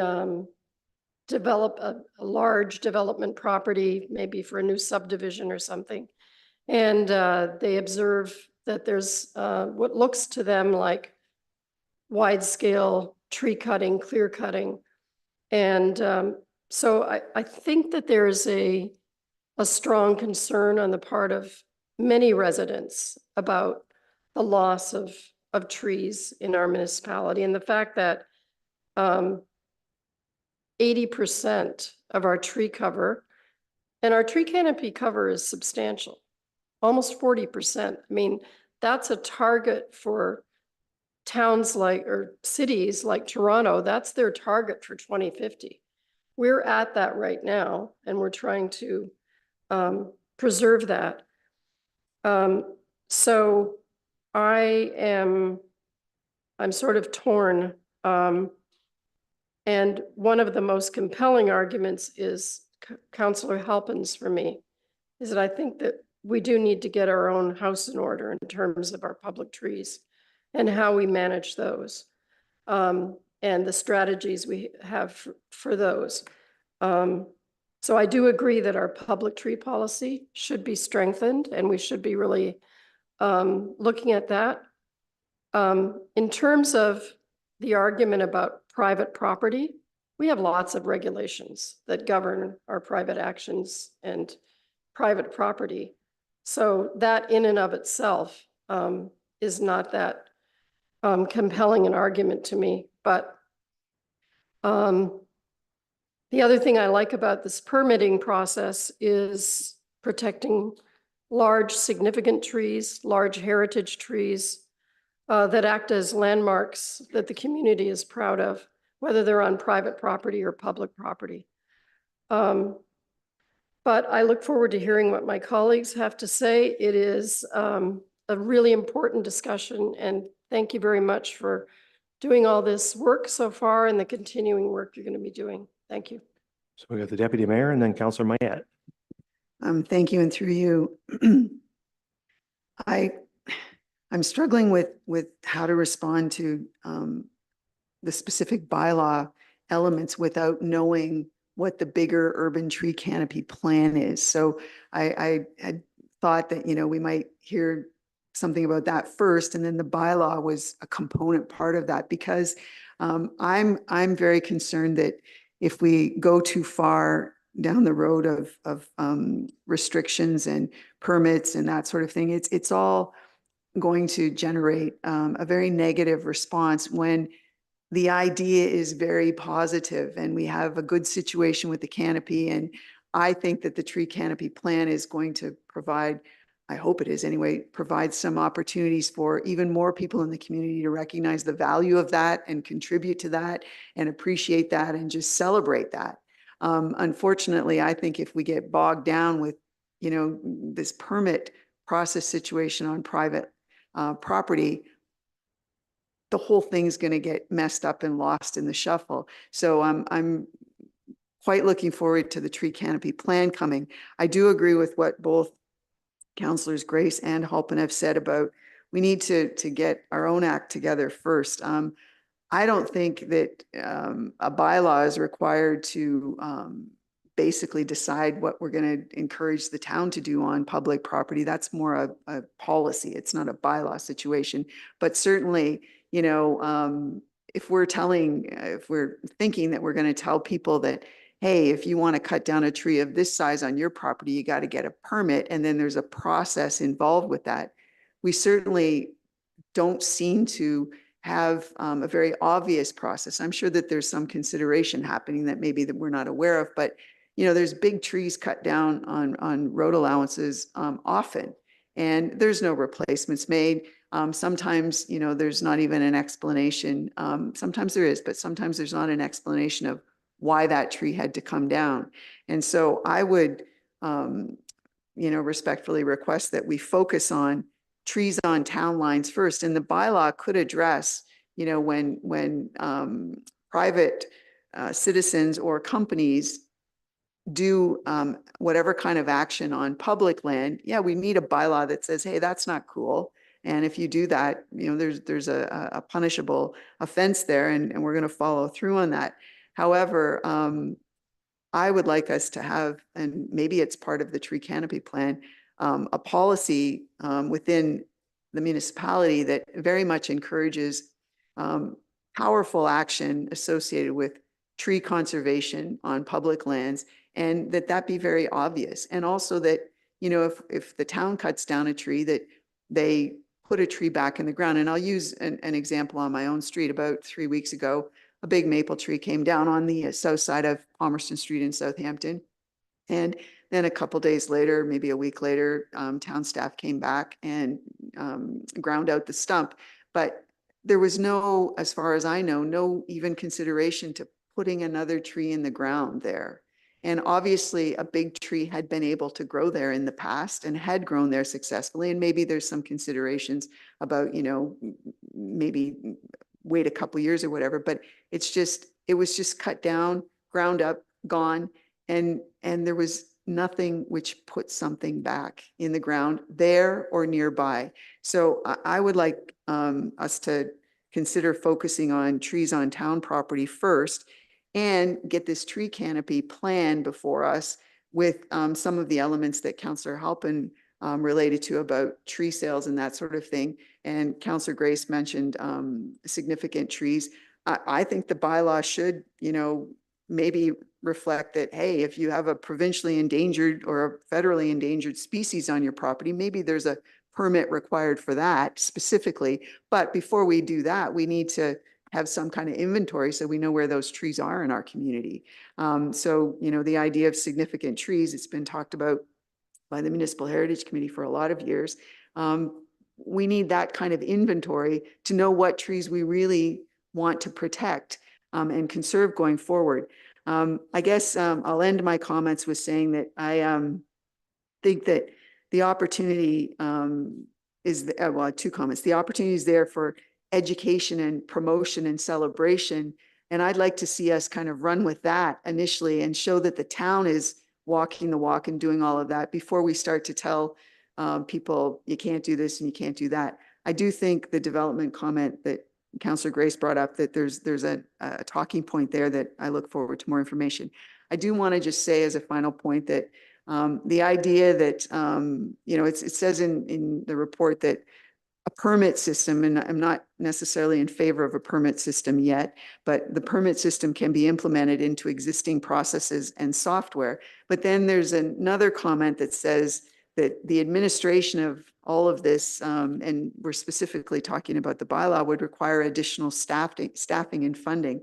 I don't understand always anything that we talk about in a positive way as a contribution to the growth of the community, a contribution to the health of the community, a contribution to the legacy that you know we're contributing to of the community. We have great staff already, so I'm not sure that we need more staff to do this. I think we just need a good plan and a bylaw that is enforceable, so it doesn't go too far, but it goes far enough. But also that we do a town policy that we do the best we can do with our own trees, which will then set an example. Thank you, Mr. Mayor. Thank you, the Director of Development Services. Thank you, Mr. Mayor. I just wanted to add a comment, picking up on the notion about the plan coming before the bylaw, and we're in agreement with that order of operations. And I think I don't know if we can bring the slide up, but the next step slide did indicate that the plan would be coming in advance of the bylaw, which would give it that context. And I think it's worth remarking a little more about what is intended for the plan in terms of the town's management of its lands. If we can have the manager of development services possibly round out that explanation of what's coming in the plan itself for town land. Yeah, certainly. I mean, certainly it's because a lot of discussion is on the public element. There's certainly a management expectation of, you know, how are we managing? What's our current SOP for that maintenance of existing town trees? How often do we check their, you know, the quality and the health of those trees? You know, how do we even replace our trees? These are all elements that are coming as part of the canopy plan. And, you know, it's just by matter of this bylaw has so much attention from the business plan that we needed to get input from council on what you wanted to regulate as a consideration. But we're looking at certainly for the plan part, how the town maintains it, how we replant, how we design, what trees we plant, et cetera. So I didn't want that to go forgotten. Very good. Okay, so we're on to Councillor Mayette and then Councillor Stack. Thank you, Mr. Mayor, and through you. I'm going to preface my statement by saying that generally speaking, I'm opposed to overt regulation for the sake of regulation, and trying to regulate what can be done on private property, as Councillor Halpin alluded to. It doesn't sit well with me to begin with, but I do understand that we're trying to preserve the high benchmark that we've already set in our town. When I look at your map, there's a number of areas in there that are proposed development, which would be included in any proposed bylaw. I'd like to see an exemption written in there for any of those areas that are under a forestry management plan, that they would be exempted from the bylaw, because I've come to know the regulations and the forestry management policies, because I currently have about 70 acres, which is under forestry management plan, and I have to keep careful records of what I take out and what I put back in and things like that, and any other work that's done within there. But what I've also learned is, with a forestry management plan, a healthy forest needs to have the big, large trees removed from time to time. And the town, the urban area, is essentially a forest with a bunch of houses around it, right? So sometimes, if you want your gardens to be healthy, if you want your ornamental new trees to be healthy, you have to take out that big poplar or that big walnut that's making a mess of your lawn every year, or that oak that's dropping all kinds of squirrel attracting nuts everywhere.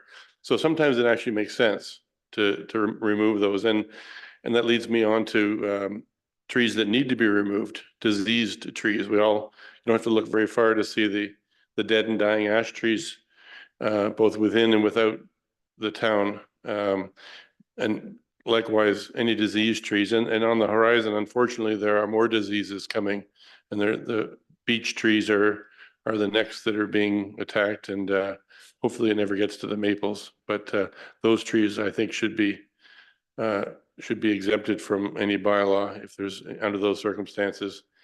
And lastly, just based on the last comments we heard from the manager of development services, that if we're doing this now just to get it in, so that if there are budgetary considerations that need to be made for this, it seems perhaps we're rushing into it a little bit. We've got a policy forthcoming, as we hear, for town-owned lands and town-owned trees, and I think if we become familiar and are allowed to get our heads around what that policy looks like and how that policy can be adapted for privately owned lands, I think I'd be more comfortable with a bylaw coming maybe this time next year, that we might be a little bit more informed at that time. So I'm not fundamentally against it, but not at this time. Thank you.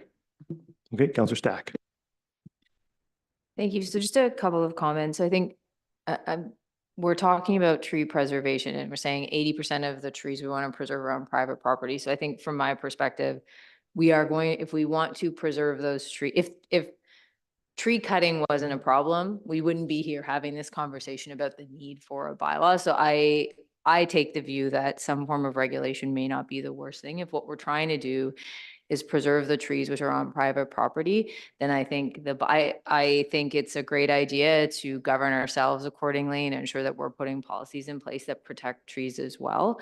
But I certainly would take the view that if we're saying the issue is that people are cutting down trees, and we've had instances in this chamber, or the chamber, where we've talked about developers cutting down trees more than they should, and that's private property that they've chosen to cut down trees, and then they come back and ask for forgiveness. I think part of the reason they're doing so is there aren't a lot of consequences to taking the initiative into their own hands and cutting the trees they wish to cut, and then coming to us to ask for forgiveness.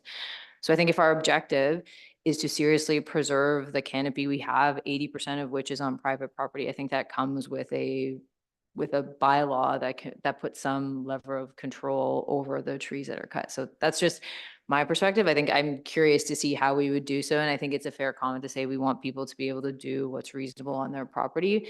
But we govern all sorts of things on private property. We've had many discussions about septic systems on a certain property that aren't being, where they haven't followed the rules we've put in place. So I don't think putting policies and bylaws in place to execute on an objective is unreasonable.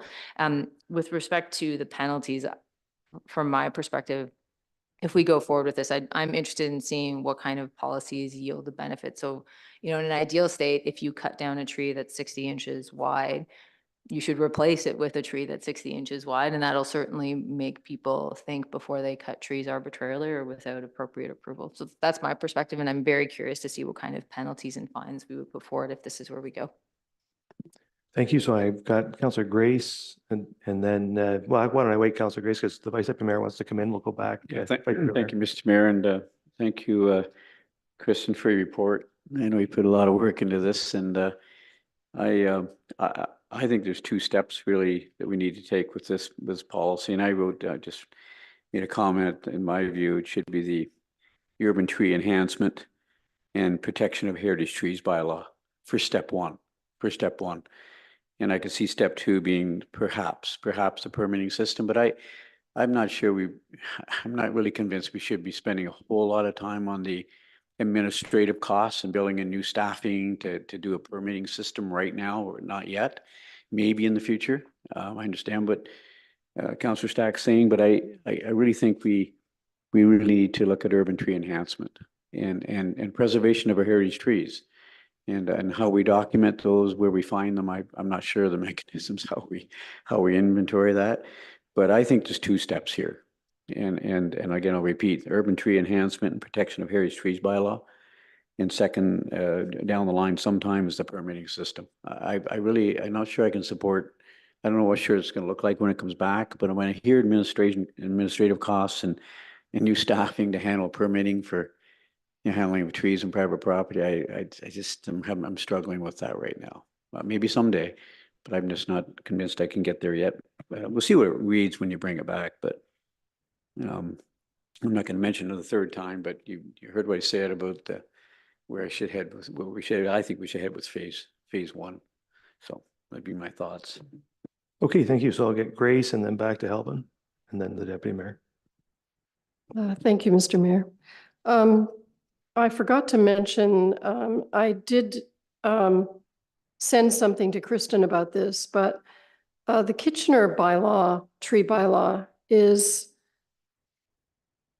more of a model if we are going to a permit system, because it's more flexible as I read it, in that it gives, the way I read it, it says, when do you need to contact our staff about needing a permit? And it lists the exemptions, which are broader. For instance, it mentions that if you're removing a tree located within 5 meters of an occupied building, or when a building permit has already been issued for work, our exemption is talking about an EIS requirement, and seems different to me than the building permit. But the way I read the Kitchener bylaw is that it gives us exemptions and then says to the homeowner, sort of self-governing, if you don't think you need a permit based on this list of exemptions, you don't need to contact us. We don't need to have somebody coming out and looking at every single tree situation and making that decision. And I like that model more than having more scrutiny on the part of our staff.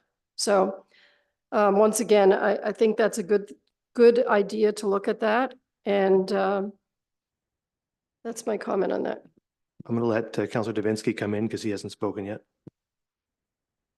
Thank you, Mr. Mayor. Mine will be short because absolutely everybody has touched on the areas that I was going to touch on as well. I'm not in favor of what would become to be known as the tree police. I'm sure that would happen. And I agree with everything that's been said. Private property is that, private property. And I'm not so sure we're ready to try to dictate what should happen on your private property. Someone else brought up about the clear cutting, lakeshore, along the lakeshore and so on. And Councillor Stack alluded to it as well. You're absolutely right. They don't ask permission, they ask forgiveness. And that's known. We know it as a council. We know that that happens because we also know, well, there's nothing we can do. It's already been started. And there, I would like to see something to be done. Even though, well, in most cases, it'll be on public property. It's a terrific report, Kristen. Maybe we're putting the cart before the horse, and we should get more information on this. But I think we should continue to go forward, and we've got to get rid of this, don't do as I do, do as I say. We've got to walk the walk and make sure that that happens before we even consider anything else. There, I've repeated a lot, Mr. Mayor. Thank you for giving me a few seconds. That was good to hear it all again. Thanks, Councillor Vinsky. Councillor Halpin. Thank you, Mayor, and through you. I do want to acknowledge that the reason this tree bylaw was brought is because this last council asked them to bring one. Like, so that is worth acknowledging, like through the environmental committee. And I appreciate all your work on it. And I always feel bad when staff does work and then I disagree with them on it. But I appreciate your work on this. And just to reiterate, we need to lead by example, by doing the right thing as a town. Number two, we need to have incentives and education and give people guidelines. And I think the good people of Saugeen Shores are good at uptaking that, and they care about our urban tree canopy and they care about environmental issues. And just my last comment is I'm all into having teeth for those that like to break the rules. If you want to cut down trees in environmentally protected areas, do you want to cut down more trees than you are allowed with your planning? If you want to cut down trees so that along the shoreline, which eventually lead to eroding our bike lanes and stuff like that, yeah, we need lots of teeth for that. So thank you. Thank you. And I think just to add a little context to the discussion so we can start to narrow down to where we're heading, I do think staff has brought this to us today so that they can get some clarity from us about what they want to, or what we want to see come forward. You're absolutely right, Councillor Halpin, that this is council's direction to deliver this. Staff has delivered it. They've done precisely what we asked them to do. So now it's up to us to give them some clarity today on what we want to see them come back with next time. And so I think it would be appropriate at this point to start to focus our discussion on, if you want to de-scope private lands from the next phase of this, that's the thing you could make a motion to do. Or if you want to see them come forward with something that still covers private lands, I think we would stick with the motion that we have. But I think if you want to de-scope something and plainly take it out, like private lands, for example, then I think we should give them that direction with clarity tonight on the basis of a resolution so that folks can advance it. I've got the deputy mayor first, and then I've got the vice deputy mayor after that. A question and then three specific comments about a potential bylaw. It was mentioned, Councillor Grace brought up an element from the presentation about the percentage coverage in Saugeen Shores, and the number 40% was there. Can you break that down? The number is much higher in Southampton than Port Elgin, right? I remember that from the presentation too. Do you have the specifics for each community? Because they did break it down further. Through you, Mayor Charbonneau. I don't recall the exact percentages off the top of my head, but I do recall Southampton did have a higher tree canopy coverage percentage than Port Elgin. And the only reason I mention that is because, again, it's, and I'll come back to the bylaw now. I can't remember exactly the title that the vice deputy mayor gave it, but, even a subtle change in the bylaw name to an urban tree enhancement and protection of heritage or significant trees bylaw gives forth a different vibe than urban tree conservation bylaw. So it just, I think the intended goal in the end was probably something very similar, depending on how they both take shape, but, calling it something that hits more on positive elements might not be a good thing. And I like the idea of an initial thing and then permits perhaps coming later. I did want to ask though, and it wasn't mentioned, and it's about private landowners planting trees on public lands adjacent to their properties. I think that that's an opportunity within the bylaw too. Case in point, we had an application today on the Committee of Adjustment agenda that it was for a corner lot, and it's a corner lot that the street, one of the streets adjacent to it, had no overhead power lines on it, wasn't going to have a sidewalk on it. And it was really just road allowance land sitting there. That's a perfect spot for a couple of trees to get in the ground, whether the town does it or, a developer suggests, hey, we could do that too. That's one example, but I know that there's private property owners who, first of all, don't understand the big chunk of the front of their property that maybe is on public road allowance lands. But I don't know if that's part of all of this, but I think that would be an opportunity to set out some requirements or somehow enable trees to be planted by private citizens on public lands adjacent to their properties. And my third one picks up on what Councillor Davinsky said about clear cutting. I know that when there's a planning application, sometimes we get the chance to say, hey, protect this area, don't cut down trees here. Yeah, this is where it's okay to take down some trees. Like there are some conversations ahead of trees getting cut down. I know that that's triggered sometimes by a planning application. And of course, potentially somebody could go in and just take everything out before they get to that stage. But there's got to be some way that we can somehow influence a little bit of protection with larger scale projects before the trees get cut down. And I don't know exactly what that is, but I know that it does happen sometimes when there's planning applications and we get there ahead of the saws or the chain or that destruction taking place. So I would really like that to have a little chance to get explored further. But I did like and did want to comment that the Vice Deputy Mayor's suggestion for a bylaw name got me excited a little bit more than urban tree conservation bylaw, because it does set up a little bit more positive messaging. Thank you. So the CAO has a comment. The CAO. Thank you, Mr. Mayor. I just wanted to reiterate some of the things that council has said in and around the work that staff have done in bringing this forward to you tonight. And I just wanted to clarify that the recommendation in front of you is an acknowledgement that if endorsed or directed by council, there would be a significant amount of time that staff would spend developing that administration and budget analysis, so the package of information to understand prior to passing a bylaw. Hearing the comments tonight and understanding some of the considerations, I agree with the comment that if council wants to scope something, we would prefer that direction sooner rather than later. But at the same time, also hearing that perhaps it's meaningful to see the draft of the urban tree canopy plan, which staff already had sort of scheduled to come as the next step.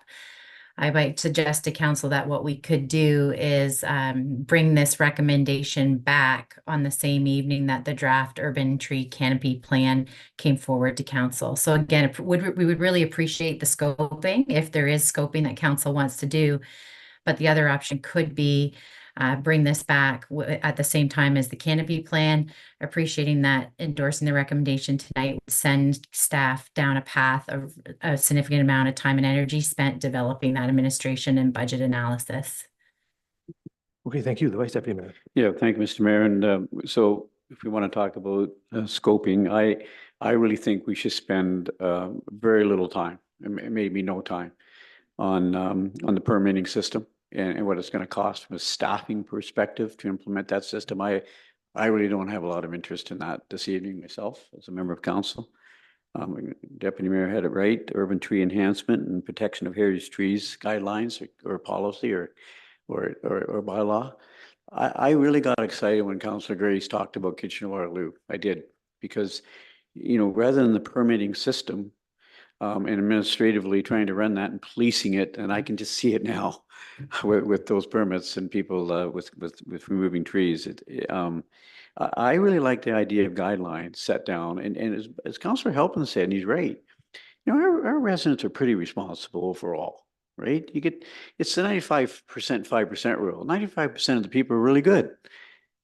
We get to 5% of the people that aren't so good, but they spoil it for the rest of them. And but I think we can do some guidelines, you know, as part of this enhancement to urban tree enhancement policy or guidelines. Some guidelines around if you're removing trees on your private property. If you decide, here's some guidelines for it. Please try your best to follow these guidelines, right? So I think I'm listening to what everybody's saying around the table, and majority are saying with private property, you know, let people do their thing, and they're they're responsible overall, and let's give them the opportunity to respond to what we're writing here and say, here's some guidelines, try and follow them, but focus really our time on the tree canopy program, the urban tree enhancement, protection of heritage trees. That's where I'm at. So Councillor Mayette, and then I have a comment. Thank you, Ms. Marin. I'll try and be brief because I know we're getting late here. I too listened to what Councillor Grace said about the Kitchener example, and I kind of like that sort of tone, which is you can do what you want on your own property, except for under these circumstances. And I think that's a prudent thing to do. I also agree with what Mike, you just said about I don't think we need to spend a great deal of time. I think we're going to have challenges in this budget round. I think, you know, last year we had a significant tax increase. I would like to think that we can deliver to the residents a more moderate budget this year, and throwing things in that are, let's just say, not as important as and not urgent. I think we can dispense with spending a great deal of time and effort on it. But if a bylaw does need to be drafted, I think it needs to be more like a guideline. And it just, as I sit here and listen to this, I remember reading the bylaws that were implemented on the property that I live on now from 1861 when the property was deeded. And it was just the opposite. The bylaw said you must cut down at least 2 acres of tree per year and haul the stumps out and deliver that wood to the road for the government to haul away. So if they were listening today, they would be laughing that we're prohibiting that when they were making it mandatory condition of owning the land. So that's all I have to say. Times do change, don't they? My comment, I think I like the suggestion from the CAO about deferring this whole question until we've received the urban tree canopy plan, then we can revisit it, make a decision at that time. That way staff doesn't embark on the work of creating this administration and budget analysis today. They would only embark on doing more work on this after we gave them direction following the urban tree canopy plan in general. I wanted to comment that, you know, I hear an awful lot from members of the public with concerns about tree cutting on private lands. I was just on a property not long ago on Beach Road in Southampton, where trees in a relatively large wooded area for that neighborhood, where quite a few trees had been cut, and folks, at least the neighbor I was talking to was upset about it. We have a lot of areas within the urban boundary where there are small woodlands, an area of trees that isn't somebody's backyard, but is owned privately, right? And where cutting takes place, and that can be pretty disruptive. I think that some regulation in those areas is appropriate. We heard about it on Market Street, for example, recently. That's a private piece of property, slated for development, but no development approved. Cutting took place there. I think it was justified in terms of because it was related to removing dead trees, but still, somebody could today walk in there and cut all of those trees down. There's no regulation preventing that. I don't think we want that. I don't think the public wants it. That's why we're here talking about this. So I think looking for some way to regulate those specific areas where there's a large number of trees on a piece of private property without then going to the distance of saying in your backyard, you have one oak tree and you want to put in a butterfly garden and you can't cut it down, right? I don't want to go that far. I think folks, choosing this tree or that tree, nobody wants, the human beings love trees. They're not super keen generally to hack down a beautiful tree in their backyard. So it's probably for a reason that they want to do that, which I don't want to get into arbitrating. And the thing I definitely don't want to get into is positioning ourselves where we are being drawn into disputes between neighbors, where a neighbor, Joe, hates Jim and Jim wants to cut a tree. So Joe calls the bylaw enforcement officer and Jim goes to tree cutting prison, right? That's because we get drawn into that all the time, right? That's the, committee of adjustment, like that's often bylaws are used as a lever in individual disputes and we get drawn in. I don't want that. But I do think we need to protect some of these more contiguous pieces of trees, most of which are on private property, some of which belong to us, but we don't need a bylaw for that. And also, absolutely, we must have a bylaw to protect trees on public lands. People, we've spoken to this before, people cutting trees along the waterfront or anywhere that belong to the town of Saugeen Shores must be subject to a fine, must be subject to harsh penalties. These are our trees. They belong to the people of Saugeen Shores. They must be protected and we must have stiff penalties protecting those. So I think for sure we need a bylaw in that regard. So I want to see us advance those things. So I'm not particularly, I guess what I'm saying is I'm not ready to throw out the idea of regulating trees on private lands. I think there are specific circumstances where we should do that and where the public really wants us to do it. And we can, hopefully we can find a way to calibrate for that. But I'm willing to wait for the plan to come back and discuss it again. But I guess just fair warning, I mean, I will be open to the idea of regulating private lands under certain circumstances because I think that's appropriate. So my thoughts anyway, and Kristen, you had some final words of wisdom for us before I wrap this thing up? You don't mind? Yep. So through you, and I don't want to backtrack too much, but I just kind of listening to all the different comments and considerations. I did just want to touch on a few things, just if it helps provide any clarity.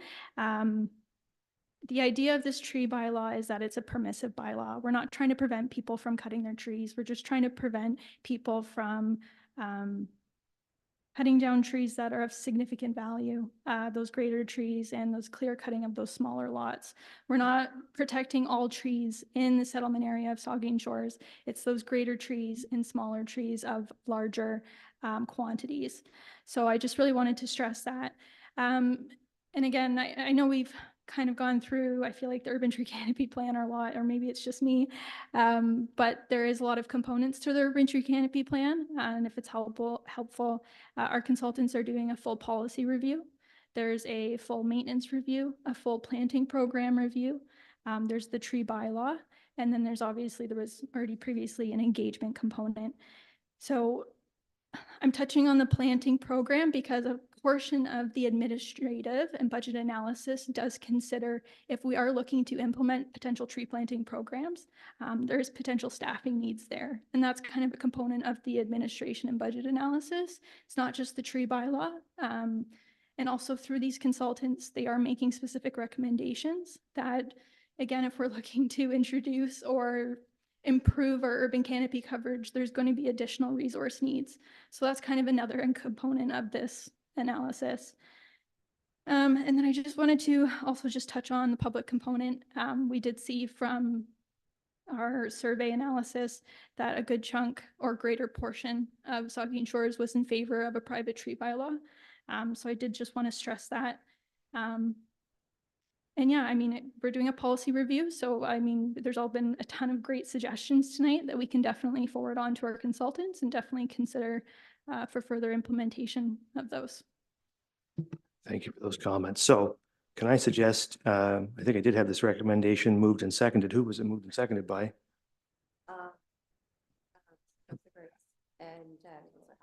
Grace and Help. And so I wonder, Councillors Grace and Help, and if we could, if you would consider withdrawing the resolution and replacing it with a resolution that staff be directed to return to council with this recommendation as written upon when council receives the urban tree canopy plan.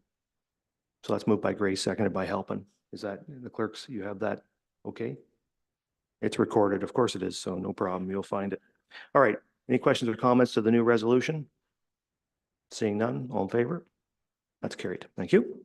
Okay, so now we're on to 9.3, which is on 5101 Highway 21 Site Plan Control Application. Candace Ham.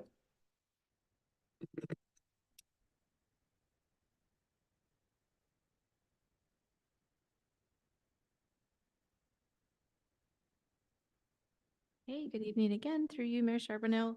A site plan control application has been submitted for an addition to an existing mixed-use commercial residential building at 5101 Highway 21. The development will include 1 new commercial unit and 13 new purpose-built rental residential apartments. Comments from council will be considered as part of the site plan approval process outlined in Section 41 of the Planning Act. The proposal conforms to the Town of Saugeen Shores official plan and complies with the provisions of our bylaw. The developer is committed to ensuring that a minimum of 20% of the units will be designed to meet or exceed the Ontario Building Code requirements for accessibility. And as per the development charges bylaw, the entire development will be exempt from the requirement to pay development charges. Parking has been appropriately addressed. The landscape open space area for the site is meeting the required 30%. Efforts have been made by the developer to align with the town's development guidelines.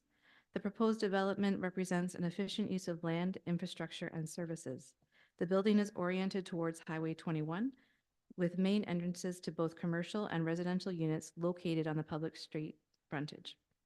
The building is scaled in a way that supports and maintains the existing building pattern in the area. The planting strip at the rear of the property will act as a buffer to the abutting residential property, and the planting strip at the front of the property will help direct traffic and redefine entrances to the property.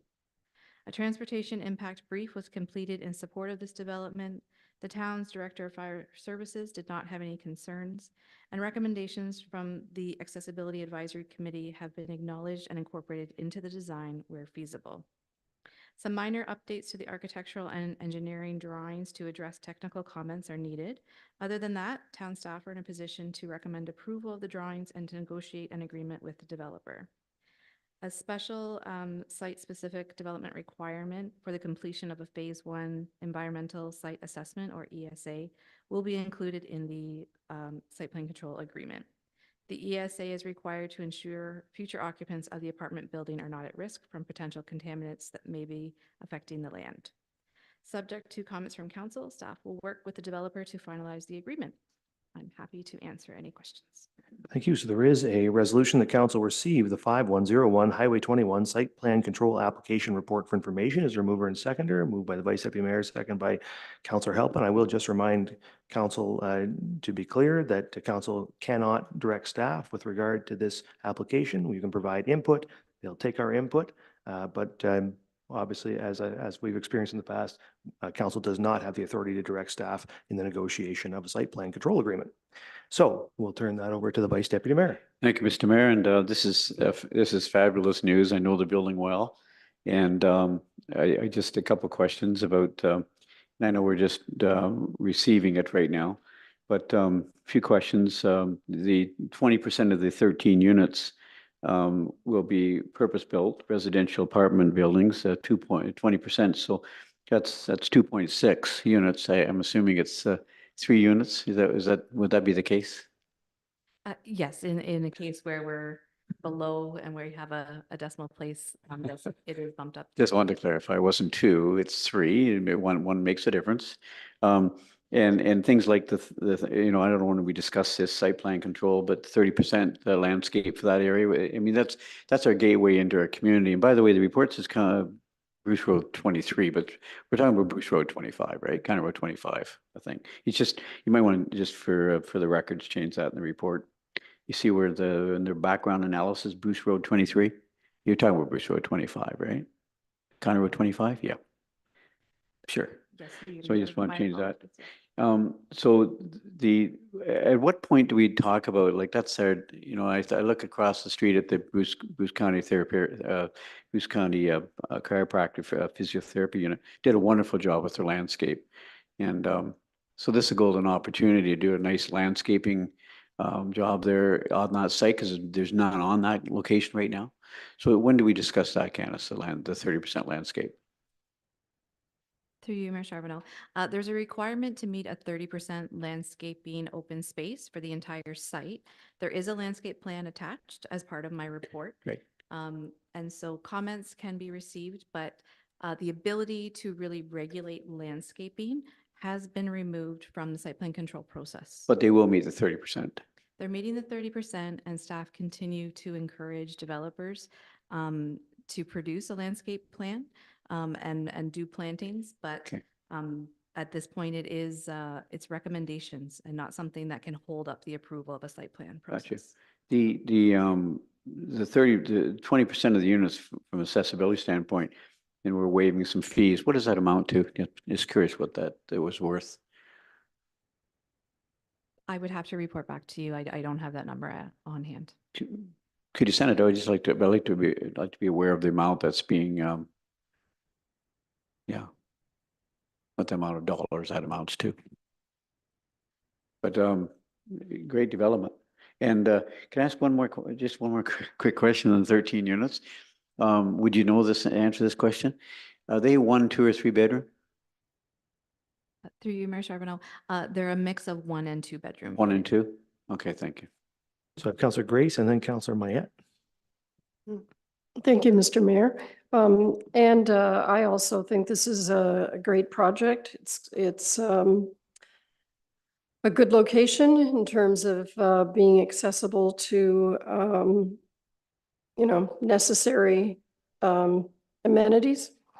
I just have a couple of questions. One is, how many new ground floor apartments will there be? Through you, Mayor Charbonneau, there will be 6 ground floor apartments. Okay, that's great in terms of accessibility. And in the report, it mentions that there are, the building entrances are in front and rear are also accessible, and those are close to the accessible parking spots. Sorry, I think it said they were accessible parking spaces that are close to the building entrances, but I wanted to confirm that those building entrances are also accessible. Yes, through you, Mayor Charbonneau. Additional details on the engineering drawings, which typically aren't included with this report, do indicate that, yes, there are ramps specifically for those accessible parking spaces so that there's not a step. I don't know if this is probably not something we can suggest, but I'm wondering about the addition of entry buttons. So just throw it out there. Very good. Councillor Mayette. Thank you, Mr. Mayor. Through you, this is down in my neighborhood, so I think this is great. This is the first time in a long time that we've seen additional rental units in the south end of town. So I think it's a great thing. Just one question I had was, from what I see on the elevation drawings, the front elevation or the east elevation, is that like a doorway into a hallway that's going to access those apartments from the back? Yes, through you, Mayor Charbonneau. Yes, it's an entryway that will be into, I believe, both the commercial space to the left, if you're facing into the building. Yeah. And then straight ahead into the residential. Okay, so if you're a visitor, you might come in that way, but a resident might park around the back. The majority of the parking is around the back, yes. All right, well, it's good to see, and I look forward to final recommendation. Thank you. Thank you. Are there further comments? The Deputy Mayor. Thank you, Mr. Mayor, and through you. It is encouraging that the report very specifically says that these are purpose-built long-term rentals. I don't know if it's possible when it's a rental situation in a building like this, but we did recently with the Southampton development project have some kind of opportunity, and I know it hasn't come to fruition yet, but it's in the works, to engage in an agreement with the developer to ensure, the long-term rental situation. I don't know if that's possible with an apartment building, but, if there's any potential there, we did initiate that process with a development in Southampton. That's a good thing when we're waiving fees. I, like Vice Deputy Mayor Myatt, would be interested to know what the potential development charges value is that's being waived. I appreciated the questions that have been asked, and as Councillor Grace determined with her question, 6 ground floor units sounds good. 1 and 2 bedroom places sounds good. I like that the parking numbers at least enable the opportunity for if 1 unit with 2 bedrooms happens to have 2 cars associated with it. There is a lot of wiggle room there with the mix of residential and commercial parking, and commercial parking maybe not being required at certain times of the day or on the weekends. I think there's a much greater parking situation there. I do, though, still just, the report says the developer is committed to ensuring that a minimum of 20% of the units will be designed to meet or exceed Ontario Building Code requirements for accessibility. It says that they'll be designed. It doesn't say that they're going to be built that way. And our DC exemption says one of the reasons why you can get exempt is 20% of all dwelling units are universally accessible in accordance with town initiatives, which suggests that the building of them has happened. So I'm interested to hear that number. Our development charges bylaw starts off with saying in number 2 in the bylaw that all development does by its nature lead to an increase in services in some way. And yet we're just in many ways just eliminating these fees when they were set up to help us fund some activities and some amenities and some infrastructure in the community. And if we're really hoping to get attainable, affordable housing, this is a great project, good location. I agree with everything that's been said, but there's absolutely nothing in here that guarantees that these places will be available for rent at a level that hits a demographic in this community that needs help. And but we've yet again just eliminated development charges because we think we're going to get that, but we have no guarantees that even one of those units is going to have a rent that's affordable.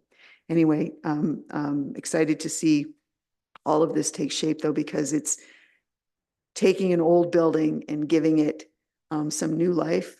That needs to happen more in this community too, so that we're not just always moving on to new land. We're looking at the lands that we have and doing more with those existing opportunities. So thank you very much. Thank you. Further comments? Councillor Halpin. Thank you, Mayor, and through you. Just glad to see that we're maintaining more than 30% green space. Just glad to see that they're voluntarily following our guidelines with making good landscaping decisions and everything like that. Thank you. Thank you. Further comments? I just echo the comments that this is a really good development. Nice to see this property getting a makeover and adding some residential development and the use of DCs here to incentivize developments like this is precisely how we design the DC bylaw. This is the kind of thing we're trying to get is more higher density development, but meets the universally accessible standard. And it's because we're making that kind of development cheaper that it's getting built. And we just have to reduce the cost of building the kinds of housing we want to get built. So I think it's once again sort of a demonstration of the fact, we weren't getting these kinds of developments happening 5-10 years ago. Now they are happening. And part of that, it's not entirely because of our policies, but I got to think reducing those costs as compared to single family homes is an incentive to developers to build those kinds of developments. And the more high density you get built, the more the market gets saturated. It's a supply and demand question, and you add supply, you help to offset demand and hopefully lower prices. So are there further comments or questions? If not, you've heard the recommendation. I think it's been moved and seconded, so I'll ask all in favor. That's carried. Okay, so now we're on to bylaws and, sorry, I'm gonna scroll down here. I think I have, oh no, I just have a confirmatory bylaw. Okay, so I have a resolution then that bylaw 57, 2024, being a bylaw to confirm the proceedings of the Council of the Town of Saugeen Shores, is hereby read a first, second, and third time and finally passed and sealed this 15th day of July, 2024. Is there a mover and seconder? Moved by Grace, seconded by Duhame. All in favor? That is carried. And finally, I have a resolution of this regular council meeting of July 15th, 2024, hereby adjourns at 9:11 PM. Mover and seconder, Halpin Davinsky. All in favor? Council stands adjourned. Have a good evening, everybody.